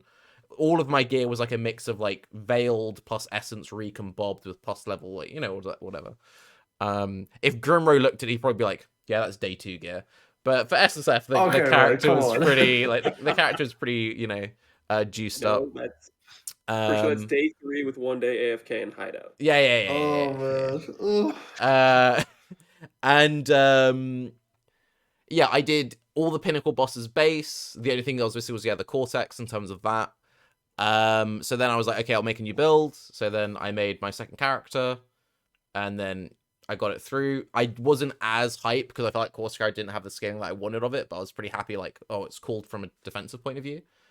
But yeah, I don't know. I have always had the most fun in Path of Exile in that, like, I enjoy going through the campaign at League Start. Like, I enjoy that setup phase. I like the building up the stash. Like, some of the most fun I've had this league has been building up stash tabs full of eye level 86 gear to then roll and then delete with recon bobs. But it's like, once I have all the tools in front of me, I'm now like, well, I'm bored now, So do you think that there's like this missing middle then? Because that's what I'm saying. There is like, oh, go on. There are steps you could keep taking past the end game, but it doesn't sound like that's where you want those steps to be. Like, you could continue to grind to try and get that Cortex and get an Uber Cortex and get Uber Cyrus done, and delve to depth 600 or whatever the challenge depth is, that sort of thing. But like, that doesn't seem to be where you want this content. It seems like you want it earlier to stay in that early progression system a little longer, not necessarily at the very pinnacle of the Atlas. Yeah, so basically, where my character is at now, I can comfortably do all the base content. The only reason to continue min-maxing my gear would be to, like, get down Uber Cirrus or something like that.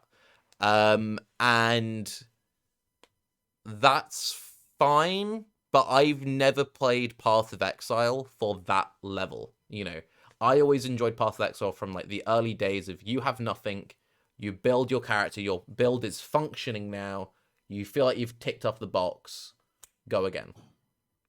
And I feel like I tick off like 90, okay, it feels like 95% of the game I can achieve by week 1, and then there's just these very few small things, like the Uber bosses currently, which is the remaining content, and the amount of like effort to get that is out of whack. Does that make sense?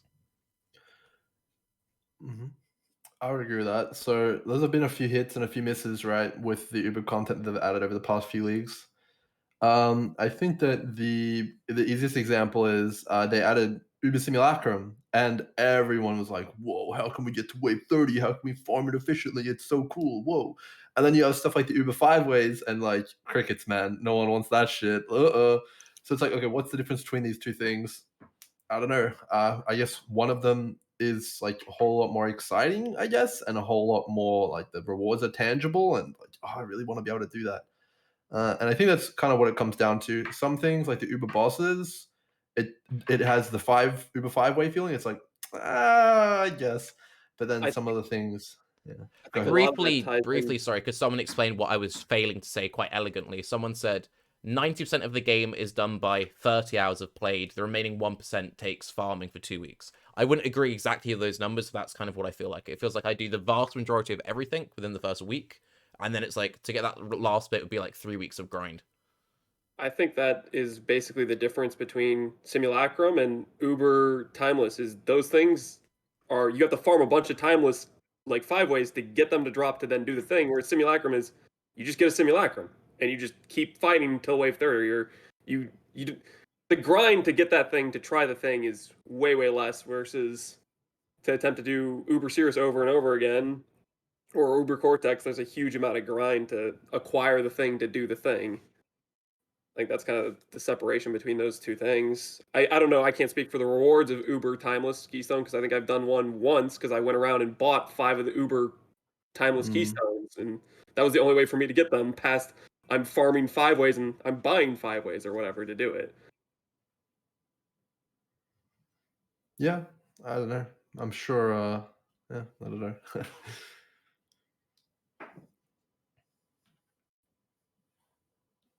Does that make more sense, Octavian, now that I've like explained it in that way? Yeah, no, I wasn't really trying to like attack or disagree with the viewpoint. I just wanted to clarify it. Yeah. For the longest time, I've always thought there was one mechanic missing from Path of Exile at all levels of play. Just a kind of like Diablo 1 style, a dungeon which you could just keep going down, right? And the rewards just keep getting better, and then you eventually die. And then it's like, wow, that was super cool, man. I don't know. It's not Delve. It's kind of like Simulacrum, but yeah, that's what I think the game is. One of the things which I think could be cool. Is it like a zone you never leave till you die? Like No, more like Coward's Trial, how you can keep going down. It's like, whoa, it's so hard, more hard in this place, you know. I don't know. That's what I think would be cool as a league mechanic.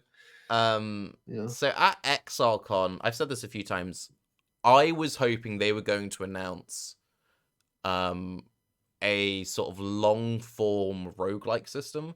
I feel like Path of Exile struggles with long form content.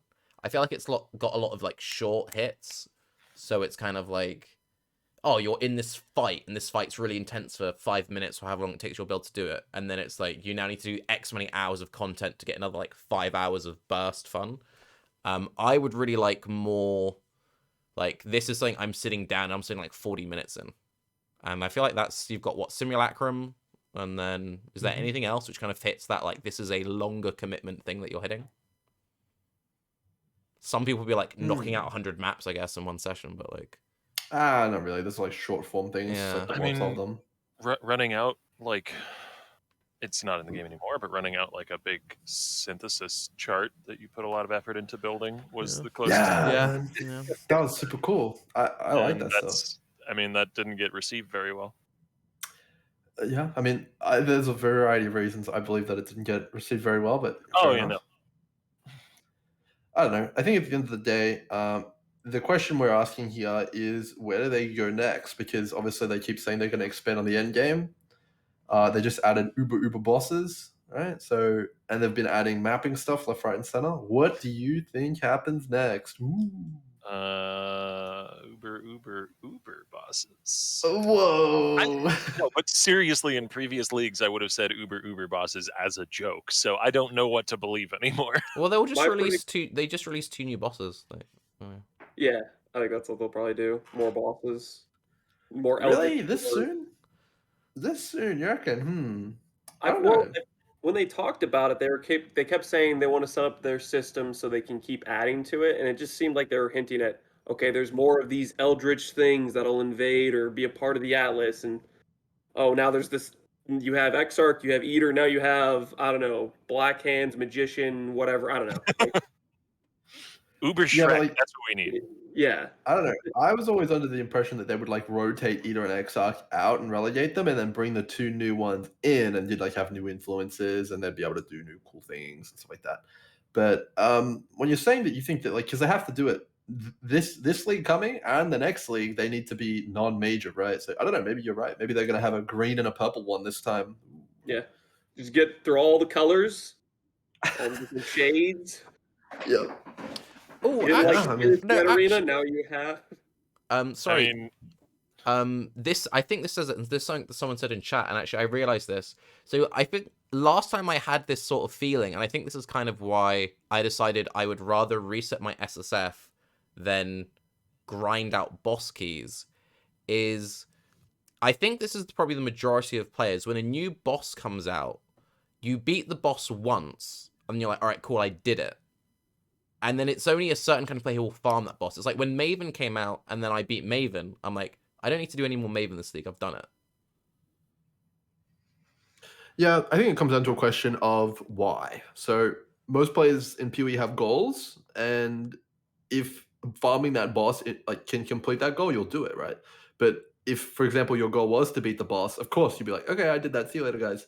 And that's generally what it comes down to. So I think one of the biggest and most successful additions for me personally, obviously this is going to be pretty unrelatable to most people, is the addition of Mage Blood and like stuff like the Squire. Those were like big additions, at least for me. And I think that they need to try and look at their whole demographic and come up with some interesting new goals. This league, they've done a good job. I think the 40 out of 40, a lot of people are having a lot of fun with that because it's like harder and stuff like that.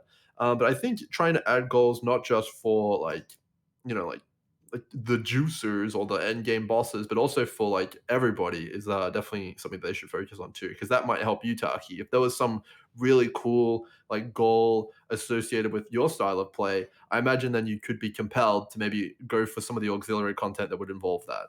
I think the problem is that my target demographic is fucking hard mode, and I don't think hard mode's ever coming out, or when it does, because like, what the fuck does hard mode even mean? I just want slower progression. I want a slower progression. That's all I want.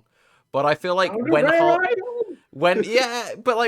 mode eventually gonna comes out, like last time Chris talked about it, he said it'd be stuff like, what if we got rid of gem vendors and gems are drop only? I don't want that. I don't want it to like 10 hours grinding to get my heavy strike to drop. That's not what I mean by like slower progression, you know. Yeah. I was curious by what you said about the challenge system, because I think the challenge system fails, or at least the challenge system in PoE's never really interested me. I was saying before Baeclast on the pre-show, what I would actually really like is if instead of there being 40 challenges and it's 40 out of 40, if there were like 100, and then I could actually meaningfully pick, like, okay, these are the ones that I'll enjoy doing, and I'll unlock my rewards that way.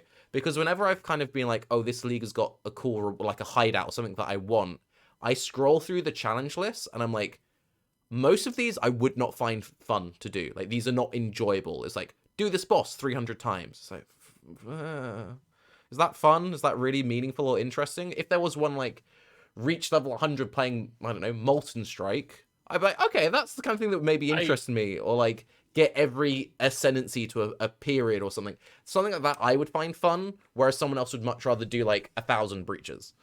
I think, to play devil's advocate here, I think if they were to expand the number of challenges, and let's say they double it to 80, then I think there would be people who would, ask like, "Oh, can we get a cool reward if we do all of them and we get to 80?" Well, And that then can just you be the have- totem pole. Then you have like the current system but bigger number, where like, because like the cool reward right now is for getting to 36. Like they just like. No, I completely understand it. It's just, from my point of view, it's... I mean, maybe they need to just stick to 40 out of 40, but just make, in my mind, more interesting challenges. I feel like a lot of the challenges just like, defeat this boss without getting hit 10 different ways. I was like, I mean, I think for the players who enjoy that like style of content, it actually works quite well for them. Like a lot of people are like, "Oh man, I I'm gonna get enjoy 40 out of farming 40." achievements in World of Warcraft. Like, I would go out of my way to farm achievements playing WoW, because I feel like that game had more interesting challenges than PoE. I just feel like PoE challenges are boring. Fair enough. Yeah, I guess That's just a fair pretty enough. subjective thing, though, right? Like, Hmm. you personally find them not enjoyable, but there's other people that do. And so, how do you decide whether this is a worthwhile challenge? If Joe says, "Hey, it's a good thing," and Bob says, "No, it's not a good thing," I don't know. Joe's obviously an idiot. Yeah. I don't know what you're talking about. Yeah, I just think like the more like hook systems they can put in, the better, right? Like challenges, Uber bosses, crazy uniques which no one's ever gonna get, insane ways to craft, which are like super duper hard. I think more of this is better, and I think that's the direction they should be aiming to go with the end game expansion. But like, try and hit as many different like kind of crowds as possible. And what is so strange is they're not hitting that skill crowd, which I think is perhaps one of the problems. With the lack of new skill releases, you mean? Not just that, but what about end game skills? Like, what about skills which like you need to do something in the game to acquire them? Like, I think that could be quite a cool concept. Green Fire Quest. The people who know the Green Fire Quest, Yeah, like- fuck yes.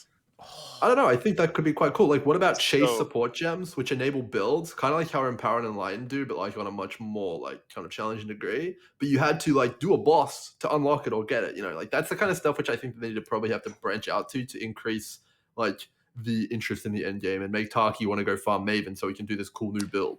Okay, So yeah. something like a unique item that has an inbuilt skill gem, like a Whispering Ice, but Yeah, a boss something drop like this. and more powerful potentially.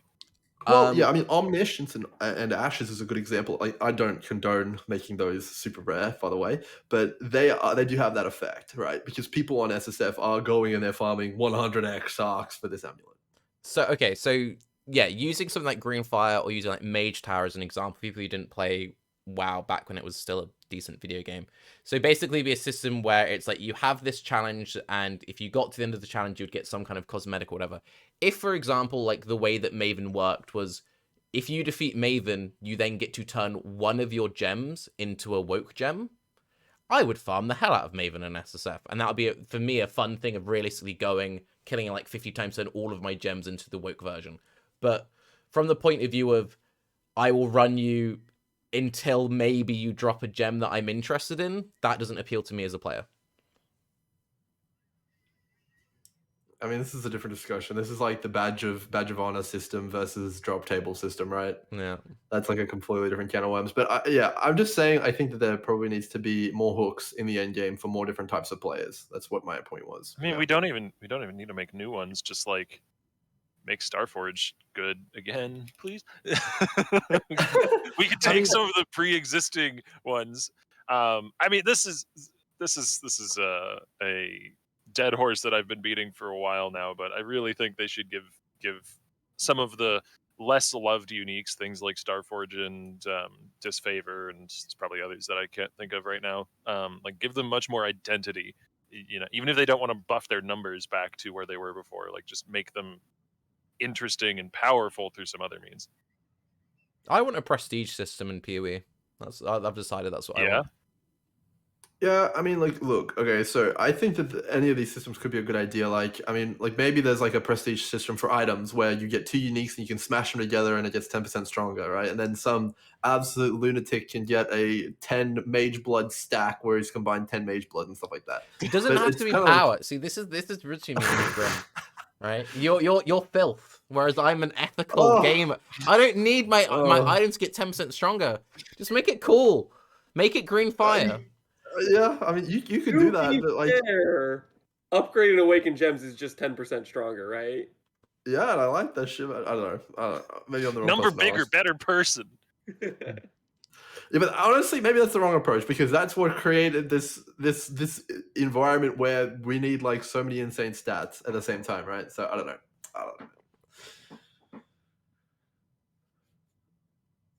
I mean, you can always skin transfer a Mage Blood onto your Mage Blood if you really want. That's true. That is true.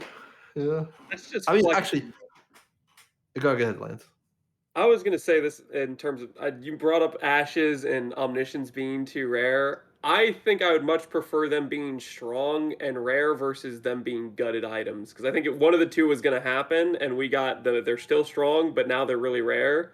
So at least I can be excited when I'm running an Exarch and an Eater. I know it's not gonna drop, but if it does drop, and I can have that sitting in the back of my mind, there's like a little excitement there. Whereas there's other bosses where Shaper, I know every single one of your drops, and they're all worthless. Okay, I have an interesting question for you then. I don't disagree with you. I really like powerful items, as I was just saying before with like Squire and stuff like that. I think they're really great and really fantastic, and they keep you playing and wanting to grind currency or like grind that boss. However, it does create a scenario in which after you get that item, you feel like you've beaten the game because the game is tuned around not having these, and then after you get them, you absolutely steamroll it, creating the feeling of, oh, I won, I'm done now. And then you either make another character or you're like, see you guys next league. Is that the case though? With if you drop Omniscience, are you going to steamroll the Uber bosses? Because I feel like you need a hell of a lot more in combination with Omniscience to go and steamroll the end game content. Tarke, Yeah, can that's you, very simple can you statement. speak to this from personal experience? If you drop an Omniscience, you can steamroll everything except for. I mean, I feel like something like Uber Serious, you need to actually interact with that fight. Like that isn't just a gear fight because that final phase is Grim, do the fight. I want to see. I feel like everyone needs to do Uber Serious because I was like, this is going really well. I was feeling like this is going well. And then it just suddenly when you have one death and you need to re-enter that arena, no. See, I'm not going to run into that problem. Yeah, there you go. Yeah, that's actually a good point. But even more to my point, right, Taki, if you're going to be like, go do the Uber bosses, Grim, and it's not league start, I'm just going to make an aura stacker and go in there and like AFK the fight, right? Yeah. Like, because I'm going to get all the chase items.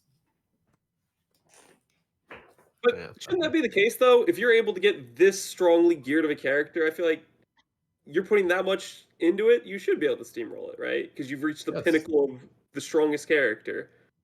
Certainly, but like we were having a discussion before about like, oh, there's not enough content at the end here, and I feel like I finished before it, and now we're having the other conversation where it's like, yeah, that's fine though, right? You get the good gear and you steamroll it, so good. So it's like an impossible equation, right? Well, I feel like Very that's different difficult. though. So basically, currently, it feels like, to me anyway, it feels like all the obtainable, all the accessible content is too easily completed. The stuff that I have regular access to that I will just naturally meet. So what I mean by that is like, I run a map, the next tier of map drops. That level of stuff, the easily accessible stuff, you knock out very quickly.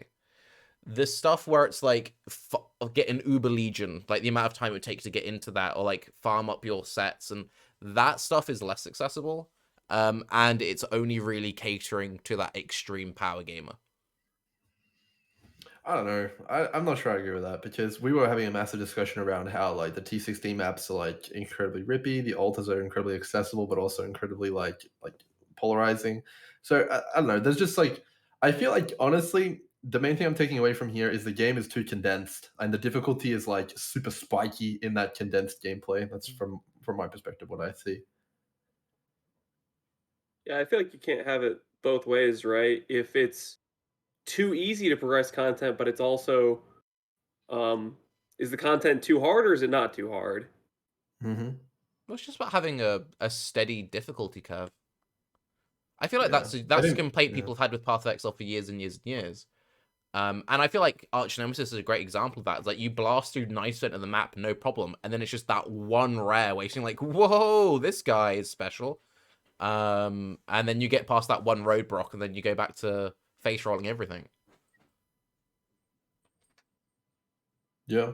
I think the main question I would have then after all this discussion is is the game in a good spot right now? So I would say, at least for me, yeah, it's great. From a new player's perspective, probably not so much. That would be my opinion right now on Path of Exile.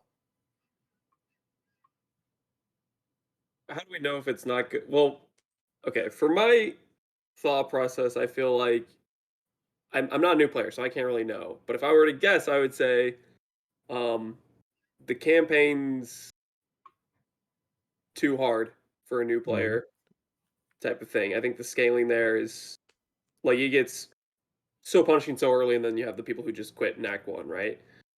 But at the same time, I also feel like maps, I think the progression's pretty smooth. It's just a matter of if you read what you roll on your map and you get to red maps and all of a sudden you roll really rippy mods and then you take the rippy keystones and you're just like, I'm just going to YOLO the hardest stuff to juice, but then you brought that upon yourself. But I think that's I think that's deserved. You don't if you don't read it and you just go for it and you don't think about the downsides and your height of hubris literally you're thinking I can do this even though you can't.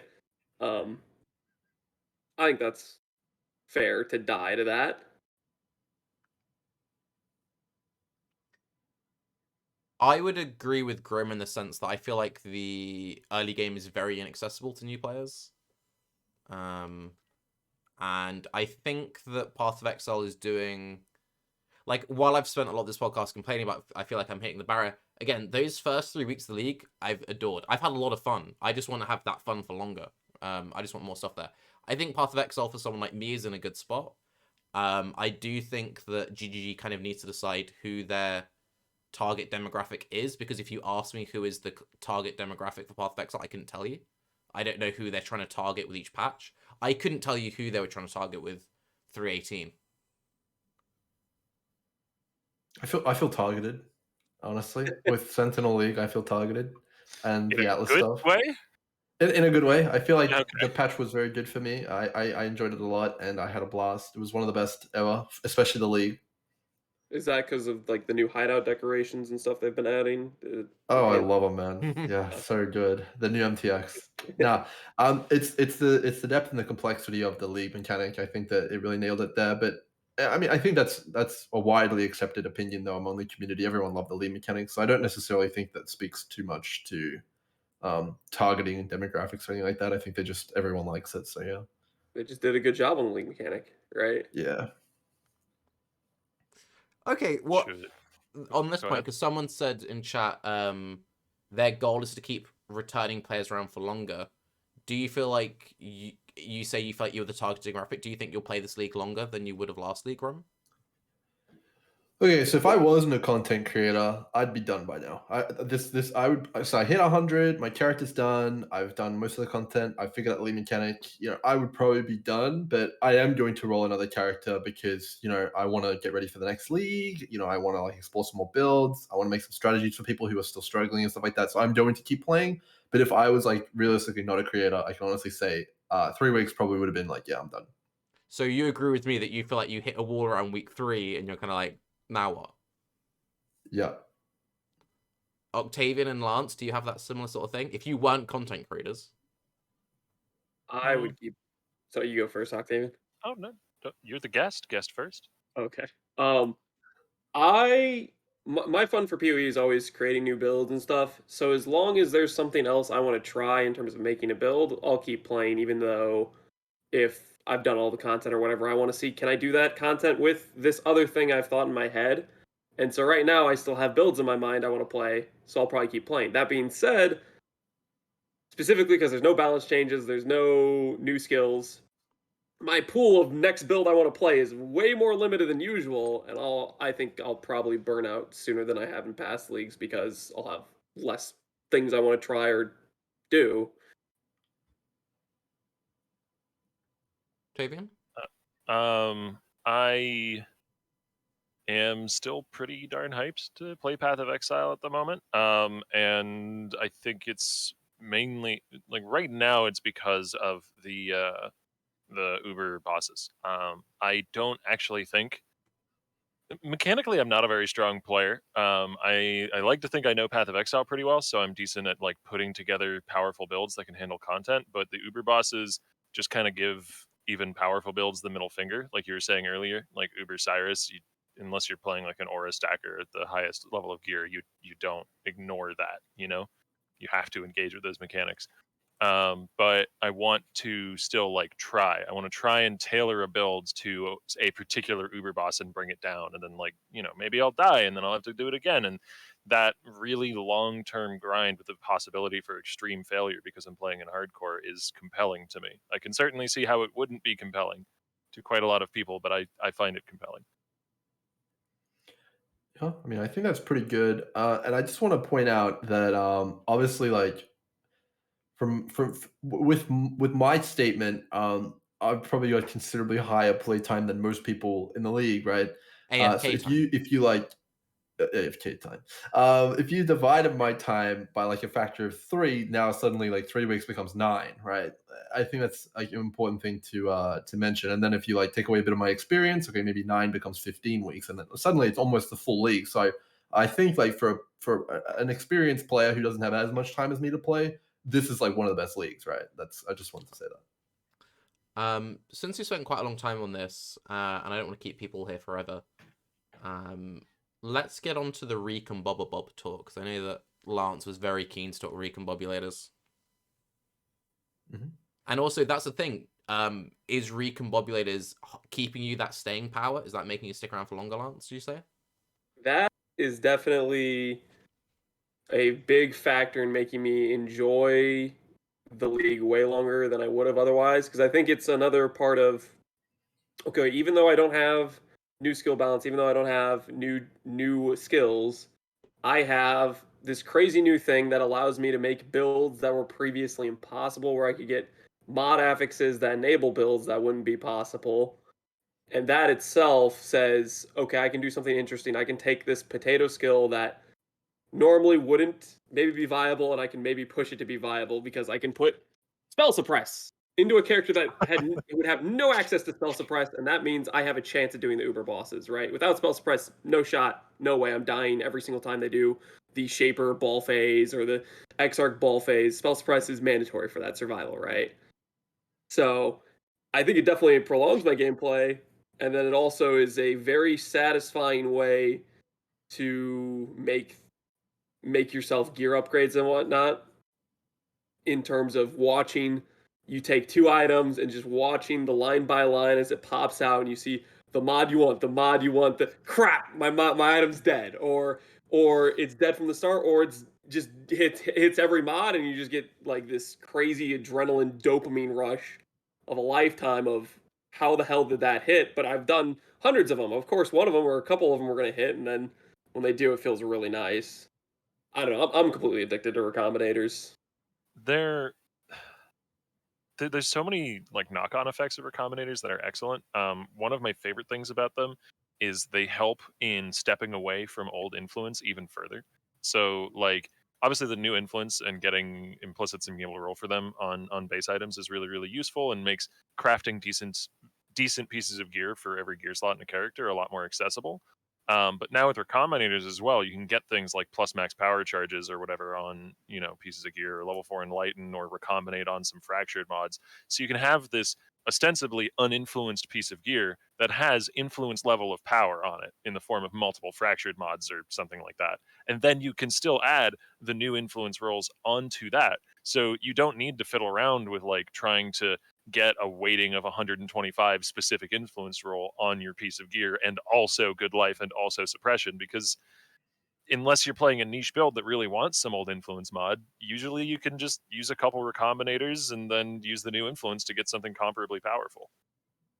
Yeah. I would say Recombobs are the best thing to happen to SSF in a long time, because it means that you can actually... Before, people would like send me some random item they crafted in trading, like, dude, I spent 15 mirrors, and I'm like, all right, I don't care, like, good for you. But with Recombobs, you can actually make attempts at, like, I'm going to make +2 weapons or +2 amulets, and it's not even that unobtainable. And it makes the process of, like, picking up rares really meaningful. I really like Recombobs, and I was someone who hated Harvest, and I adore Recombobs, and I do hope they stick around. Yeah, I think it would be foolish not to add them to the base game. Honestly, I think they're like one of the best things to come out of the league. I would also extend that to power cores. I think just in general, as Lance said, the user experience of the shit. They nailed it. Even the system could be expanded upon more, I think. Like with the power cores, one of the coolest things is you can put in different power cores to influence the outcome a little bit more. I think that could be really cool with the recombinators as well. It's like Yeah. it's like in a game show where the host goes over and he's like, "Your numbers were 7, 4, 3. Oh no, I didn't get it." Yep. Yeah, I think absolutely they should add. I think the main takeaway for me though is that anything that makes crafting just that little bit more accessible, like to anybody, is a big win, because the most boring way to acquire items in PoE is buying them off another player. So if you can make it yourself, it's a big triumph. That's one thing I wanted to ask the filthy trade players about. So I've seen the sentiment a lot of people being like, "Oh, recon bob bladers would be great if I could get them." I'm getting them a lot in SF. I don't know if that's because I am like rolling my sentinels correctly. There seems to be quite a big disparity in the amount that people are getting. So how many are you like buying compared to like dropping for you in trade leagues? I mean, I can just answer this. So if you run the Sentinel reward Sentinels, like the ones which say X% chance for Sentinel reward, you will drop like, 3 or 4 a map. But if you don't, you'll drop 1 every 2 or 3 maps. That's just what's happening. So unless you're running that reward type, you're just not going to get as many. I think it's just a matter of the people who aren't running Sentinel and aren't running the Sentinel reward percent type versus the people who aren't, in terms of if you get it or you don't get it, because that's how it's generated. The armor recombinators are worth around 18C each in hardcore trade, and I've probably funded the character I'm currently playing just selling those, because you can, if you're doing high density content with Sentinel rewards, then you can generate tons of them. Yeah. Do glaciers or do Villa. Villa is really neat. The little courtyard in the middle of the Villa map spawns as many monsters as a map has, but it's all in the one tiny little room. Yeah, definitely. I agree. I think Pandemonium Sentinels are the highlight for me. I think those are the most fun. I'm waiting for Yeah, Lance to be like, actually, Apex are OP. Something that maybe people aren't doing and could be why they're having trouble finding the reward type they want is you do want to pick up magic sentinels. You want to pick up, at least in my experience, maybe Grim will disagree, but no, I am a big advocate for that. Yeah, pick up the magic ones and ID them, because even if it just has the single line of text where it says currency rewards or sentinel rewards, like that's just worth using. And then you can power core that onto another one and get more value out of it. Mm-hmm.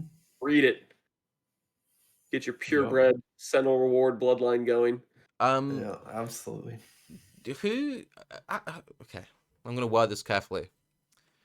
Is the guy who decided, or the guy or gal who decided that Sentinels don't drop corrupted, they dropped unmodifiable, the best or worst human being in the world? Because, like, come on! Just let them drop ID'd so we can filter them. Why do you gotta fuck around picking them up and IDing them? All right, Tarke, let me educate you. Cloak of Tamra Eiley, is that what we're doing? You need to feel the weight. The weight of the 2x2 Sentinel, Tarke.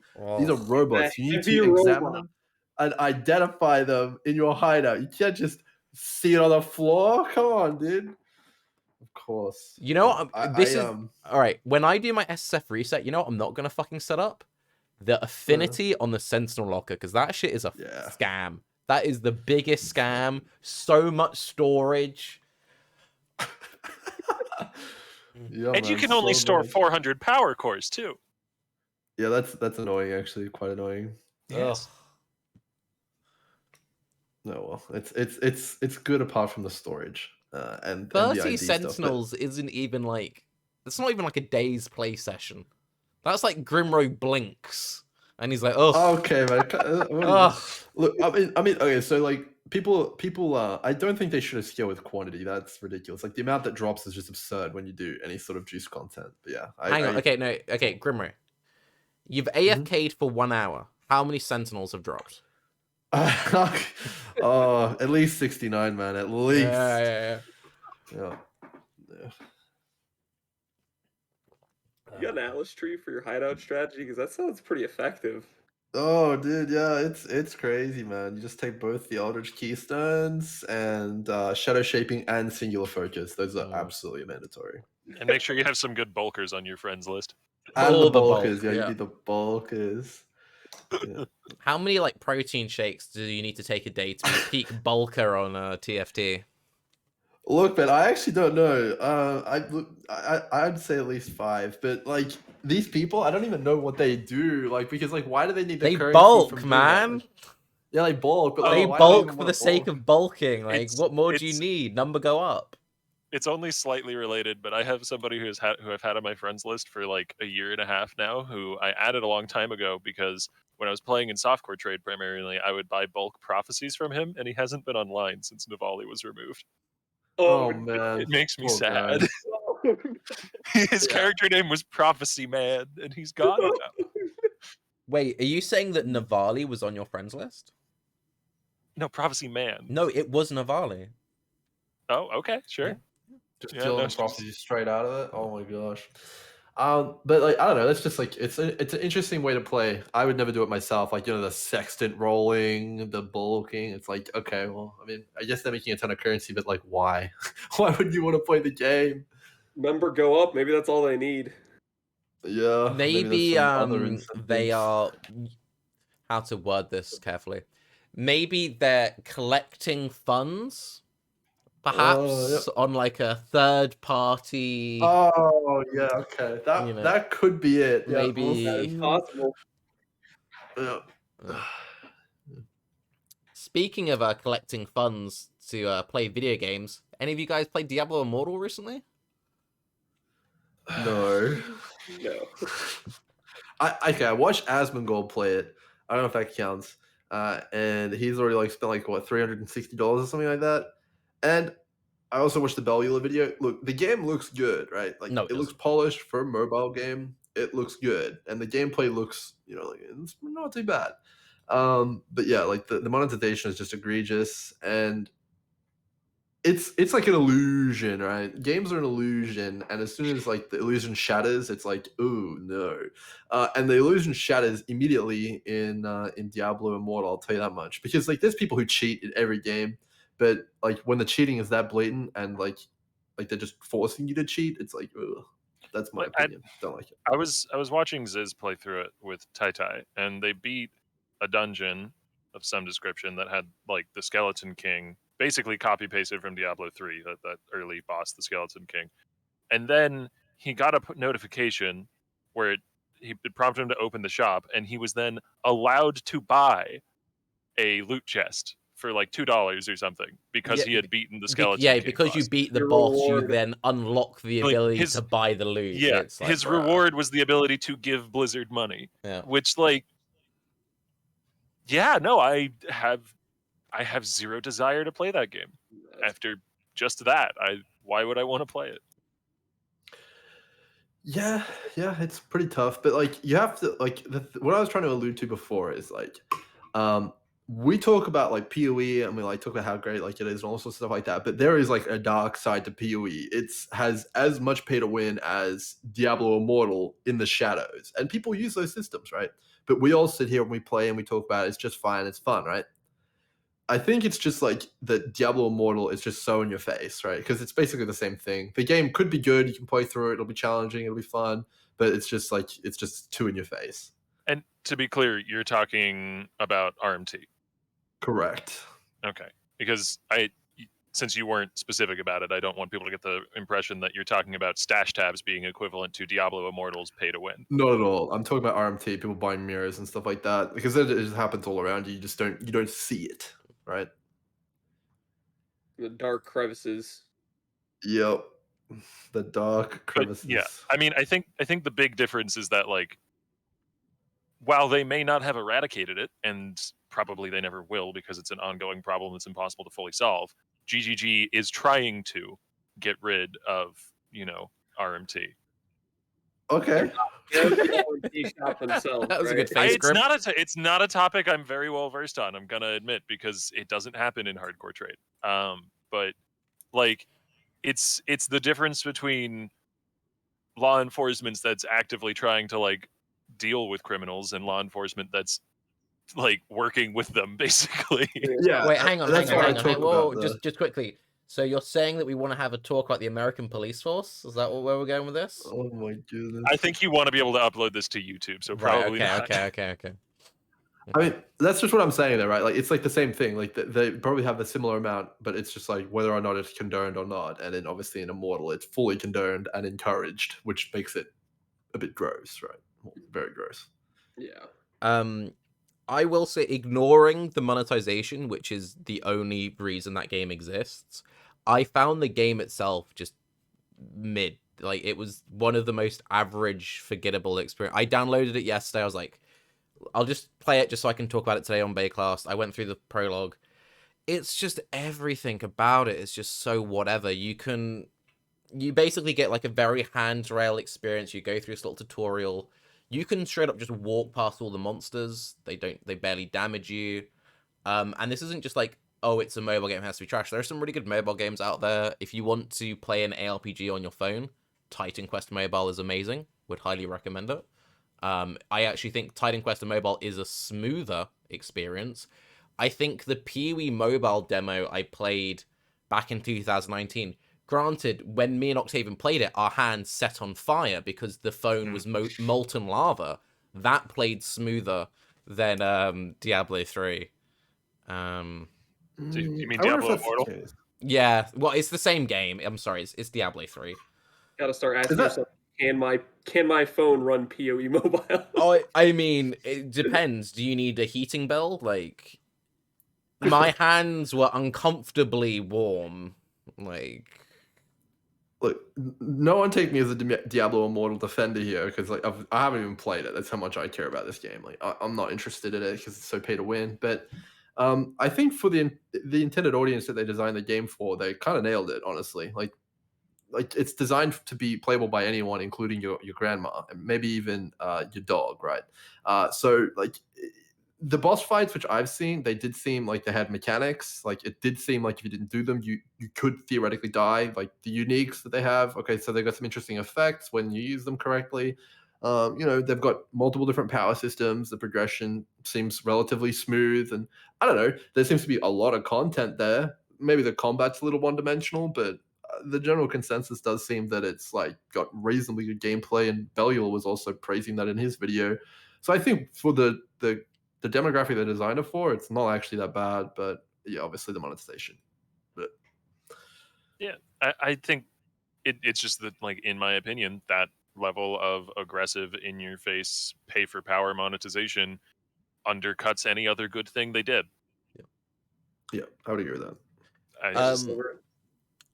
Yeah. For people here who were interested in Diablo 4, has Diablo Immortal changed your opinion on Diablo 4 at all? Just out of interest? Yes, it has. Diablo 4 is not going to be pay to win. Yes. Hell yeah, dude. Elaborate. Well, I mean, like, this has obviously been a PR nightmare for Blizzard, right? And it's kind of like hopefully going to educate them that this is not the way to go. But I mean, like, I don't know.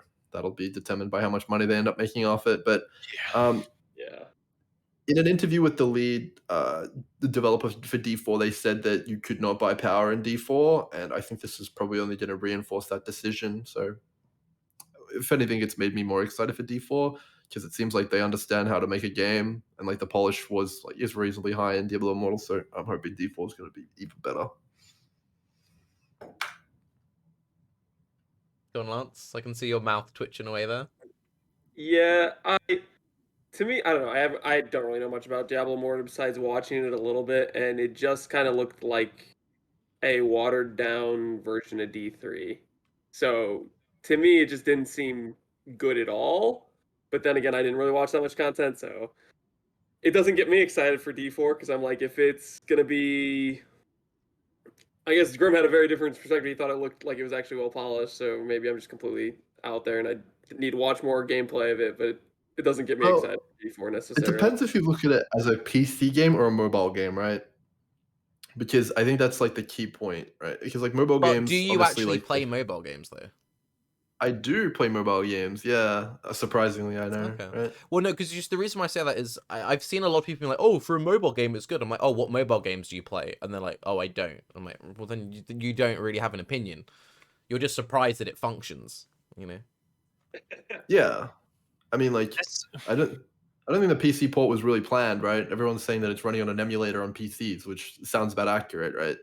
Like to compare it to like any sort of PC title is like just it's never gonna match up, right?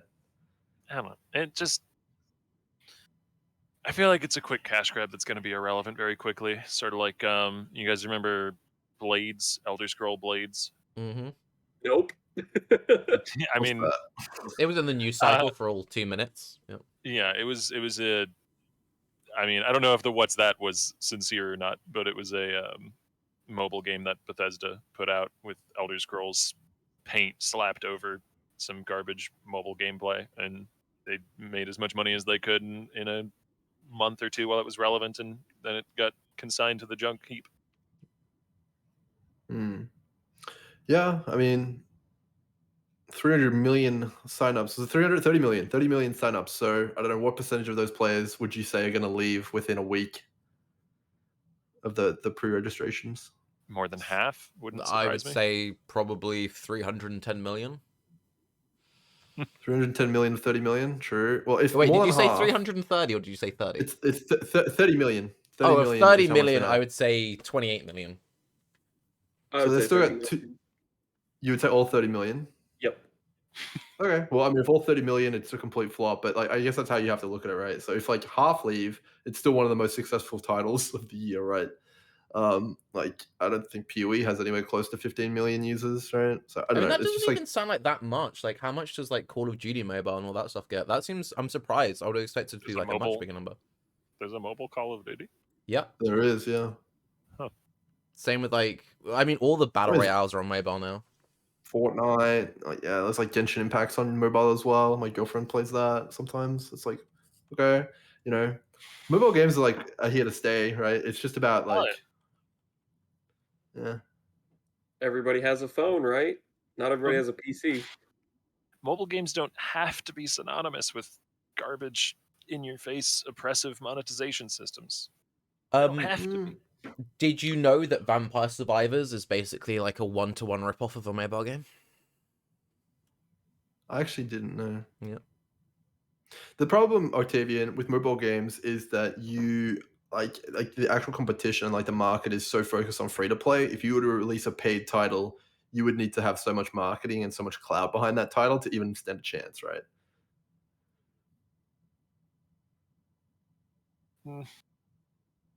Yeah, I don't know. I mean, I'm not a marketing expert, so I can't speak to that. I know that as a consumer, I refuse to engage with those sorts of things, but maybe I'm in the minority. Evidently, I'm in the minority because I think mobile games make up more than half of all money that's made from gaming in general. Mm. So, Yeah, I mean, it's an interesting market. I certainly don't spend the majority of my time there, but it's just a different landscape. And I think like looking at Diablo Immortal from the perspective of a PC gamer, of course it looks disgusting. It's a mobile game, right? But if you, as a mobile gamer, look at Diablo Immortal as a mobile game, it's like, well, this is business as usual, baby. You know what I mean? It's like, I don't know. It's just the norm in that industry. I would Meet the say like standard I of it. have a few viewers and people who are like they're big into gacha games, and even they're like, nah, this is pushing it. Like as far as Yeah. like gacha monetization, it's like this is pretty extreme. Yeah, I mean, when I saw the drop rates, I was pretty like shocked. Like the kind of the banner that you pull and you spend all your money on for the gems is like, I think it's like half a no, it's worse than that. It's like 0.05% chance to get the best outcome, which is 1 in 2,000. And generally in the gacha games, which I've played in the past, it's generally 1 or 2%. So like yeah, it's quite a degree worse. It It's makes true. Lost Ark look very reasonable. Uh yeah, okay. I mean, Lost Ark is like a different kettle of fish though, because again, that's a PC game. It's one of the worst pay to win PC games I think that we've ever seen, right? Hmm. And like you're comparing that to a mobile game where like all mobile games are like pay to win, right? So it's like I don't know if that's really an apt comparison. Does anyone have anything else they'd like to say? Because I am aware that Lance has got a Lance that needs care, so I don't want to keep him here forever. Yeah. My wife definitely doesn't want me to be here too much longer. She's probably going to be upset at me if I stay too much longer. She's going to want help with the kids, generally speaking. That's a good thing for me to do. Yeah, I mean, let's end with PoE. Sentinel's awesome. Hell yeah, man. No more Immortal stuff. Bring it core, please. Yeah, bring it core. Absolutely. Bring Okay, it core. You got to make it core, though. Is it too strong? Final core? question then. Do we think it will go core? Lance, you were talking about it. Every time we've had something this powerful, it has not made it through alive without taking some damage. Personally, I think it's on the power level of Harvest and stronger in some areas, so if I was going to bet, I'd say it's going to take a nerf. I don't want it to take a nerf, but I think if I was going to bet, I'd say it's probably going to take a nerf. Grim? Okay, since Lance talked about combinators, I'll talk about Sentinels. So Sentinels are definitely going to take a hit. They're way too rewarding. There's no way they make it in the way they are. I think we'll probably either lose the entire Sentinel controller tree, just straight up, or it'll have a watered down version of it on the Atlas passive minimum if it does go core. But I think it'll still probably be very strong if we do go. Should it? Yes. Will it? Probably not without damage, as Lance said. Octavian? Yeah, I don't really have any notes. Don't have anything to add. I think what Grim said about the passive tree going away makes the most sense. They probably want to limit the amount of different systems and trees you have to think about and interact with. So it makes sense if they got rid of that as part of nerfing it if they bring it core. I would like it to come core, and I imagine it will probably come out at the same time that Ultimatum does. Oh, no. That's too far. God, man, it's never coming back. I really look Next forward league. to playing with Ultimatum and Sentinel in hard mode in Path of Exile 2. Oh, boy. The future is so bright, man. So much to look forward to. But yeah. I can actually see them doing that. Putting It's, it all in PoE too. Yeah. Well, we'll all be playing it on our mobiles as well with PoE Mobile. So anyway, There you go. I'm I'll be Tarke. Thank you, Grim. Thank you, Lance, for joining us, and we'll see you all soon. Right, I can cut there. You can run. I'll leave links to all your socials and everything in the description. Everyone, check out Lance if you haven't already. He's very, very cool. And if you want advice on how to AFK in your hideout, Grimro has an excellent YouTube channel. We were too mean to Grimro, though. He didn't deserve that. AFKing's a real thing, okay? I checked my time played. I had like 8 days between my two characters, and I'm a father of 2. I was AFK a lot, okay? I didn't play that much, I promise. Oh, yeah, dude. All right. Okay. He's just saying that because his partner can hear him in the background, like, you played how much? No, she's in the shower. There's no way she can hear me from here. It's fine. Yeah. It's been a lot of AFK time. I'm not joking. Okay. In that Literally case, AFK. Lance, how much money have you spent on Path of Exile? I don't spend that much on Path of Exile. Oh, okay. Okay, actually, okay. I started in Breach League, I don't know how many years ago. To this point, I've bought probably about 6 or 7 supporter packs. No. So that ends up being like $400.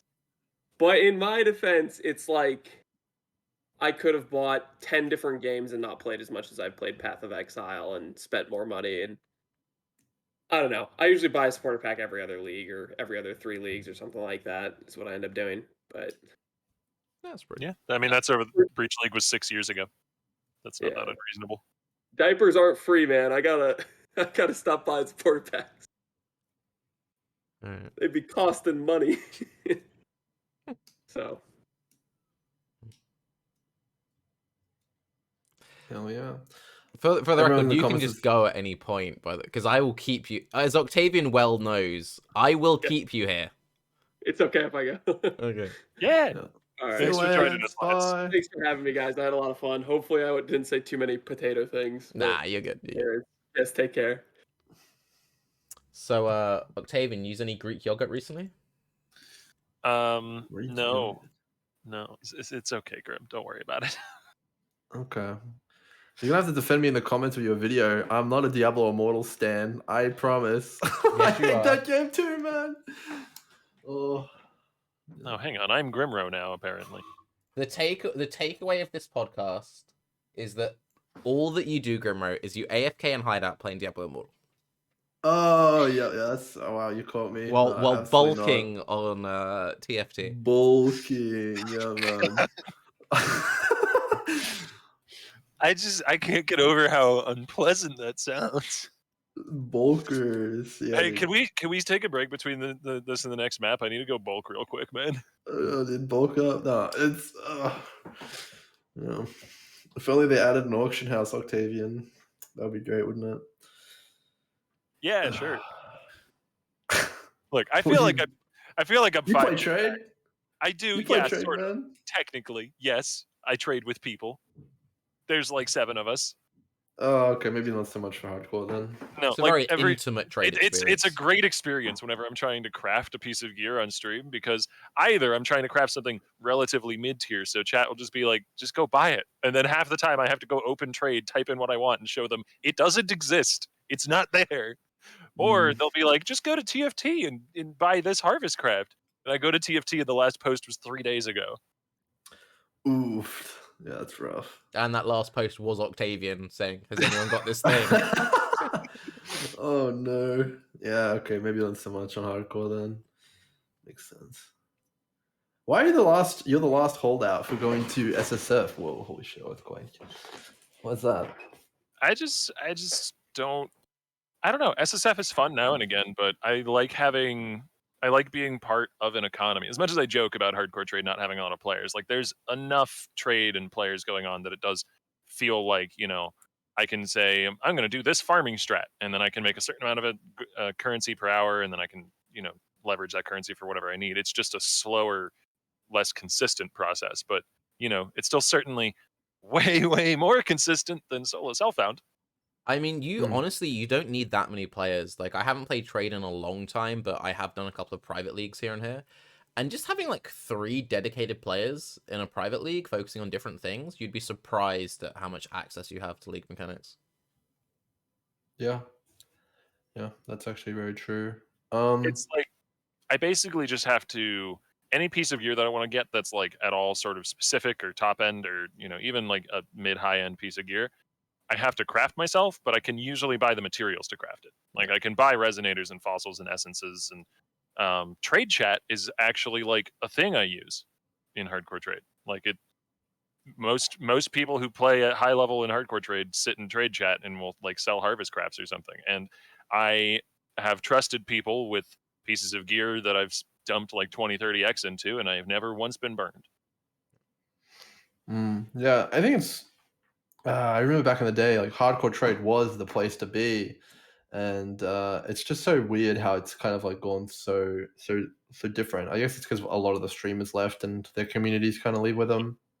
And solo self-found is also way more accessible now than it once was. Like with essences being, the Atlas being an essence printing factory, and being able to get harvest in every other map that you run with the right Atlas tree and all that Or sort of thing. block Like, harvest, so you never have to do the fucking thing. Oh, yeah, like it back in the day when solo self-found was like not even an officially implemented game mode, and only a few weirdos played it and like self-implemented it. It was way harder to get a functioning character together.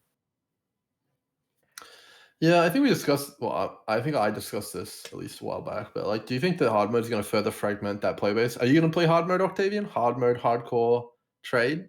Nah, but the thing is no one even knows what desire to hard play mode hard is. mode. I like having a lot of interesting options to pursue when making builds, and that's hard mode is the antithesis of that. Hard mode is like, you have these extremely restricted choices, now make something work with them. And I can see the reason why that could be compelling, but it's just not why I want to play Path of Exile. Yeah, because like, okay, there's like 2 extremes, right? There's the people who only sit in POB and they never make the build, right? Like that's like the ultimate extreme, and that's like as close as you can get to harvest level, because like in harvest you can basically make the POB, come in harvest, edit all the items, and you're basically done. But then on the other side of the spectrum is like recombinators, where it's kind of like you kind of end up with what you're given to some extent, and you play the game a whole lot more, and it's kind of like a little bit more of a journey. I don't know. I feel like the balance of that is kind of like what makes PoE the most fun at certain times, But yeah, I don't know where the balance really is right now. I think we're pretty far away from the harvest item editor right now. Yeah. No, I don't know. I have found my happy little corner of the game. I like the balance of the amount of power that I can reasonably get in hardcore trade, where I have like these top end things available to me if I really push for them. You know, like I could get a Forbidden Flesh and Flame for my build potentially. You know, I've got one half of that, which is not something you could really do in solo Self-Found, like unless you're disgustingly lucky.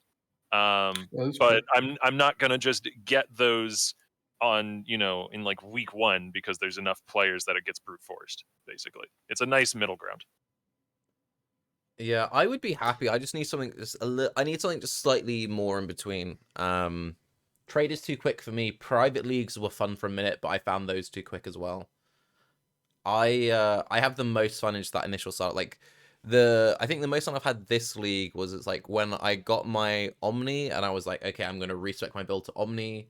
It was then like grinded out 100 regrets, did the big respec, played around with it, crafted some gear, and I'm like, okay, let's now mess around my Atlas skill tree to better suit this new playstyle I'm going for. I did that.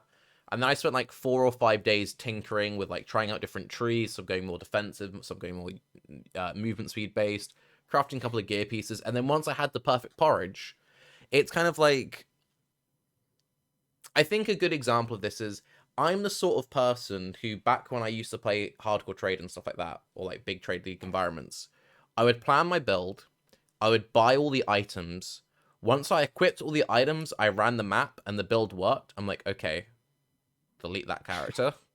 You know, it's like, oh, what do I do now? I've equipped the shavs. I'm low life. I've done the thing. Some people have fun playing, like, just to be like, I did 1,000 maps. And other people are just like, oh, it's like the people who will, like, have a goal of getting a headhunter. They spend all league saving up. They get the headhunter. They run one map. And they're like, okay, I'm done. Yep. That has happened to me in the past as well. I think the main issue with Path of Exile is, well, it's not an issue actually. Let me take that back. It's not an issue. But can you tell me a single player game that you can consistently play for long periods of time where you don't reach your goal and then soon after quit? Battle Brothers. Okay, fine. Battle Brothers. What element of Battle Brothers makes you not want to quit? So the main difference between Battle Brothers and Path of Exile is I feel like Battle Brothers has a consistent difficulty curve. Come on, man. What have I done? You lobbed it over the plate. You know, right, this was like an underhand pitch. Of course, he's gonna hit a grand slam. No, real talk. It has, in my mind, it has meaningful difficulty and it's got enjoyable content at every stage of the game. The hardest part of the game is the initial early game setup. So you have a very interesting early to mid game. And then... That's the same as PoE. Same as PoE. The gearing phase is a bit longer. And then in the late game, we've just got like really extreme challenge that at any point could brick your run. And then it's like Uber bosses? But only from like a hardcore, really. So despite... ostensibly being your friend and being on a podcast with you for a while now, I don't actually know that much about Battle Brothers. Right. So right. It's sort of a roguelike game, right? Sort of. So it's kind of like XCOM, right? So it's like... But if you screw up, you have to start over. No. So basically, think of it kind of like XCOM. It's like your best guy dies. So you're like, I could either get a bunch of new mercenaries and level them up and try and make it work, or some people will be like, I've lost my favorite soldier, I'm going to start again from scratch. So you'll have like a company of like 12 dudes who you take into every battle. The only way you reach like a hard like end screen is if every single... It's like Darkest Dungeon, if like every single person in your company got wiped out all at once. But it is actually quite easy to rebuild in that game. So if anyone's ever played Darkest Dungeon, it's a similar sort of system. I feel like it's got a more interesting end game than Darkest Dungeon. So I feel like the thing that makes Battle Brothers really feel good is that you are always posed with a challenge where you feel like you are not quite... You're like, oh my god, I'm not quite adequate enough. So you're always chasing that next upgrade.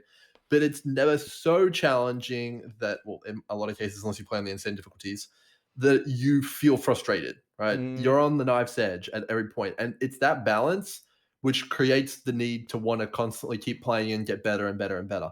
And I think that the fall off point for PoE, at least for me, is when I feel like there is no reason for me to upgrade my character anymore. There's nothing to push for anymore. Like, yeah, I could do the Uber bosses, but why? That's not part of the progression for my character naturally, right? Yeah, so like the thing that encapsulates this perfectly is Ritual League. When the best thing to do on any character was 100% Delirium fractured maps, right? And you would be building, making your character better until you could possibly do that, because that was the big thing to do. And like, yes, it's true. Once you reach that, you'd be done. But everyone loved that journey because there was like this like pinnacle content which you could do, which everyone was trying to reach, and building their character for that was so damn satisfying. I think, yeah, that's what I'm understanding from Tarke. Grim's going to be chasing this 100% delirious fractured map dragon for the rest of his life. He's going to be 50 or 60 years old in the retirement home going, back in Ritual League. Look, you can see what I'm talking about though. Like, I don't know, you can draw parallels between that and Battle Brothers. I just think that like there needs to be a next thing that you're going for. Otherwise, you kind of like you hit that point where it's like, okay, I don't really need to do anything else. And I don't think that the Uber 5-ways or the Uber bosses necessarily hit that for people this league. Yeah, it doesn't really fill the same role. But like, couldn't you argue that some of the stupid juiced stuff you can do with the Atlas tree could, or does it not push that far? I mean, certainly, I do think potentially you could, yeah. The altars are like an example of them almost getting it, but they lean too hard in the difficulty section where it's frustrating, right? Like getting one shot, no one likes to see a one shot, right? And I think that if they had done that system a little bit better, they could have reached something similar to what I'm talking about here. Like, let's say the altars were not something that spawned randomly during the map, but were something that you activated in the map device or in your hideout or at the start of the map or something along these lines, where you could pick your difficulty level and your reward level without feeling punished and getting FOMO. That's kind of the thing that I think they need to do. From a SSF perspective, I think one thing which is kind of a shame is that we're currently in a period of Path of Exile where you can target anything and everything through the Atlas skill tree, but there's actually very little need to target specific things because everything drops from fucking everything. It's not like I'm in a situation where I'm like, okay, I want Catalyst, so this is like my Metamorph tree, and now I've got that, I'm now going to do a Legion tree, or now I'm going to do a Breach tree. It's like, I just picked my one mechanic that gives me everything, and then that's it, and then I have no reason to change. Yeah, they keep pulling back on this, and then they just like they let all the cats out of the bag again. Like, there's a few things which are still sacred, like you can't get, for example, corrupted essences, but they did a big pullback on like cluster jewels don't drop anywhere but delirium anymore, and now suddenly you can get 20 million cluster jewels from Sentinel. I think Sentinel is probably the main reason why that's a problem this league. Like, it does show up in other places. Heist is probably the other big like problem child in that regard, but except for fucking alt quality gems. I feel like if there was ever something which could drop outside a heist, let alt quality gems drop outside. I meant a heist. that like no, I know what you mean. Spits out other rewards. I know what you mean, but also I feel like it's really annoying that as much as people like, there's a lot of people who hate heist and like, we're gonna make heist sacred. Of all the things to make sacred, why pick that one mechanic? You know, there's other examples like Resonators are sacred, for example. Like you can only get them from Delve, and that gives people a reason to actually go Delve, right? I think that it's fine to have things like this. What you're actually advocating is for more things like this. Yeah, no, weirdly I have gotten I think I've gotten Prime Resonators from Sentinels, but I've never gotten the little Prime ones. Resonators. Yes, Primes do drop there. That's true. They can also drop from Delirium Orbs actually as well, and you can as well buy as them from Expedition. But like, it's really, and we praise Sentinel's design, and I do still like it as a mechanic, but it's really, really hard to make Sentinel not do this. Because like, what reward does Sentinel have? It has Recombinators, and it has other Sentinels, which just lead to more Recombinators eventually. If you paired away all the rewards that it's giving you from other mechanics, it would give you like currency and Recombinators. And like, is that enough for Sentinel to be compelling? Yeah. As a non-core league mechanic, yes. I think the way that I would approach it from a design perspective is that the big flashy new mechanic should drop everything, and when it gets relegated to a secondary mechanic, it should only drop its niche item. So, for example, Metamorph should only drop Catalyst, Sentinel should only drop Recombinators, etc. So it's kind of like this cycle, which is actually sustainable and doesn't ruin the integrity of all the other mechanics. Yeah. I don't know. I don't like a GGG. Yeah, I don't know. I think there is something a little bit. GG has struggled with this a lot in the past. It's like the whole stacked deck problem. It's like, how do you make this rewarding? Put stacked decks on it, I suppose. It's just like, how do you make this mechanic? Just give it reward everything. Stack decks Yeah. are a good example of how they've like over time kind of eroded away at their willingness to use those. Because I remember back when they initially implemented stack decks into the game, they were like one of the rarest. I mean, they're still a really rare like straight currency drop. They can theoretically just like drop from a monster as a currency item, but they very rarely do that. And like there also was a div card that I think it's a stack of 7 and it gives you 11, or maybe it's a stack of 11 and it gives you 7. I forget. But there's a div card called Lucky Deck. And I think I've seen that card naturally drop like 3 times in the entire time I've played PoE because it only drops in certain tiers of maps and it's really, really rare. And then you run one expedition. It's like, oh, I've just picked up 15 stack decks. Cool. Yeah. It's like, all right. Yeah, I mean, the stack decks are like it's ridiculous. How many you get? Like you sell like hundreds in a play session when you're like doing like really efficient content. It's actually crazy. And like, you know how you were shocked by the 20% Mage Blood? Like just having the Mage Blood card because of stacked decks and having the card being target farmable, like it just does that to an item. It completely erodes its rarity. I was shocked they made that div card. I wasn't. I thought they would make it last league, honestly. Yeah, so somebody's gonna, because all div cards are supporter designs. Yeah, to but some they can degree, say no right? to it. Yeah, but like, I imagine they were getting a lot of people who wanted to make a Mage Blood card. Yeah, I don't know. Well, I don't know how many card designs are being made still, or if they're even still selling those. I know they stopped selling. They unique aren't like designs. officially selling them. I know a few people who got them, but like they're not really selling them. I don't know. It's one of those things of I think it just kind of boils down to like you'll ask Chris or someone like, how do you feel about the state of div cards and devaluing? And they'll be like, yeah, we don't really like it. Blah blah. We want things to feel special. I'm like, all right, cool. And then they'll be like, oh, a Mage Block card. I'm like, oh. Yeah, I mean, for sure, I do know what you mean. Yeah, I think overall, I would say that a lot of the unsavory decisions that they've had to make and they aren't happy about, but I think it's just a product of the 3-month development cycle. It's like, okay, guys, we need to make this mechanic rewarding. When it's not rewarding, no one wants to play it. Yeah. What can we add to make it rewarding? Well, we can't come up with 5 new crafting ways to make this specifically rewarding. That's not sustainable. So let's just give it everything, right? And then that's how you end up here. I do think they did a good job of balancing the challenge and the reward with Sentinel, though.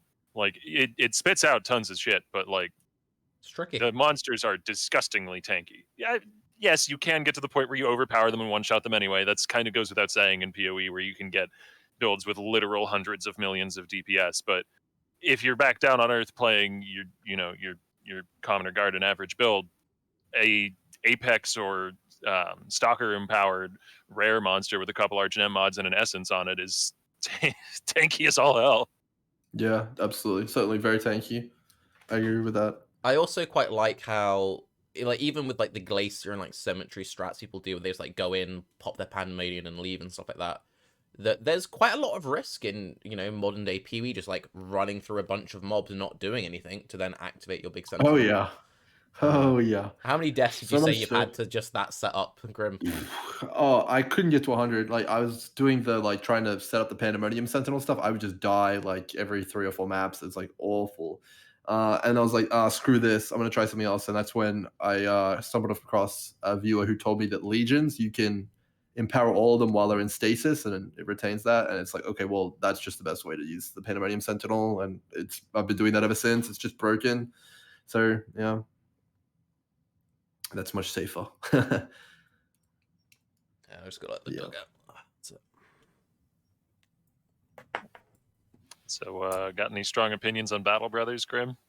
Battle Brothers. Honestly, man, Well, that game is Tarke's not here. It's too hard. No, it's like a pretty good game, but it's like very hard. I think it's very punishing as well. I don't like it when my guys die. When he was describing the person's like, oh, when you lose your best guy, that's when some people quit. That's me. I was like, no, my archer dude. But yeah, it's not too bad. I think I'm a much more fond of Slay the Spire kind of guy. Something else quick. He's coming back. Something else. Yeah. Do you have any secret farming strats that you want to reveal here on Baeclast, exclusive to the Baeclast viewers? Oh yeah, the Greek yogurt farming strat from earlier, which we were about to talk about. See, if I you guys, want to know about that. if you guys really wanted to wind me up, what you should have done is you should have like started talking about Battle Brothers just as I left. And then I'm like, no, I've started the real conversation. That would have been good. That would have been good. Yeah, we should have done that. Yeah, that actually would have been good. Yeah, we don't know anything about that. Yeah. No, cool. I think it's about time I duck out. I got some stuff I gotta do. But thank you very much for the conversation, boys. It was thoroughly enjoyable. Now everyone's gonna at me with Diablo Immortal stuff, so I can't wait. Yeah, enjoy. Thanks. Bye. Have a good day, everyone. Cheers.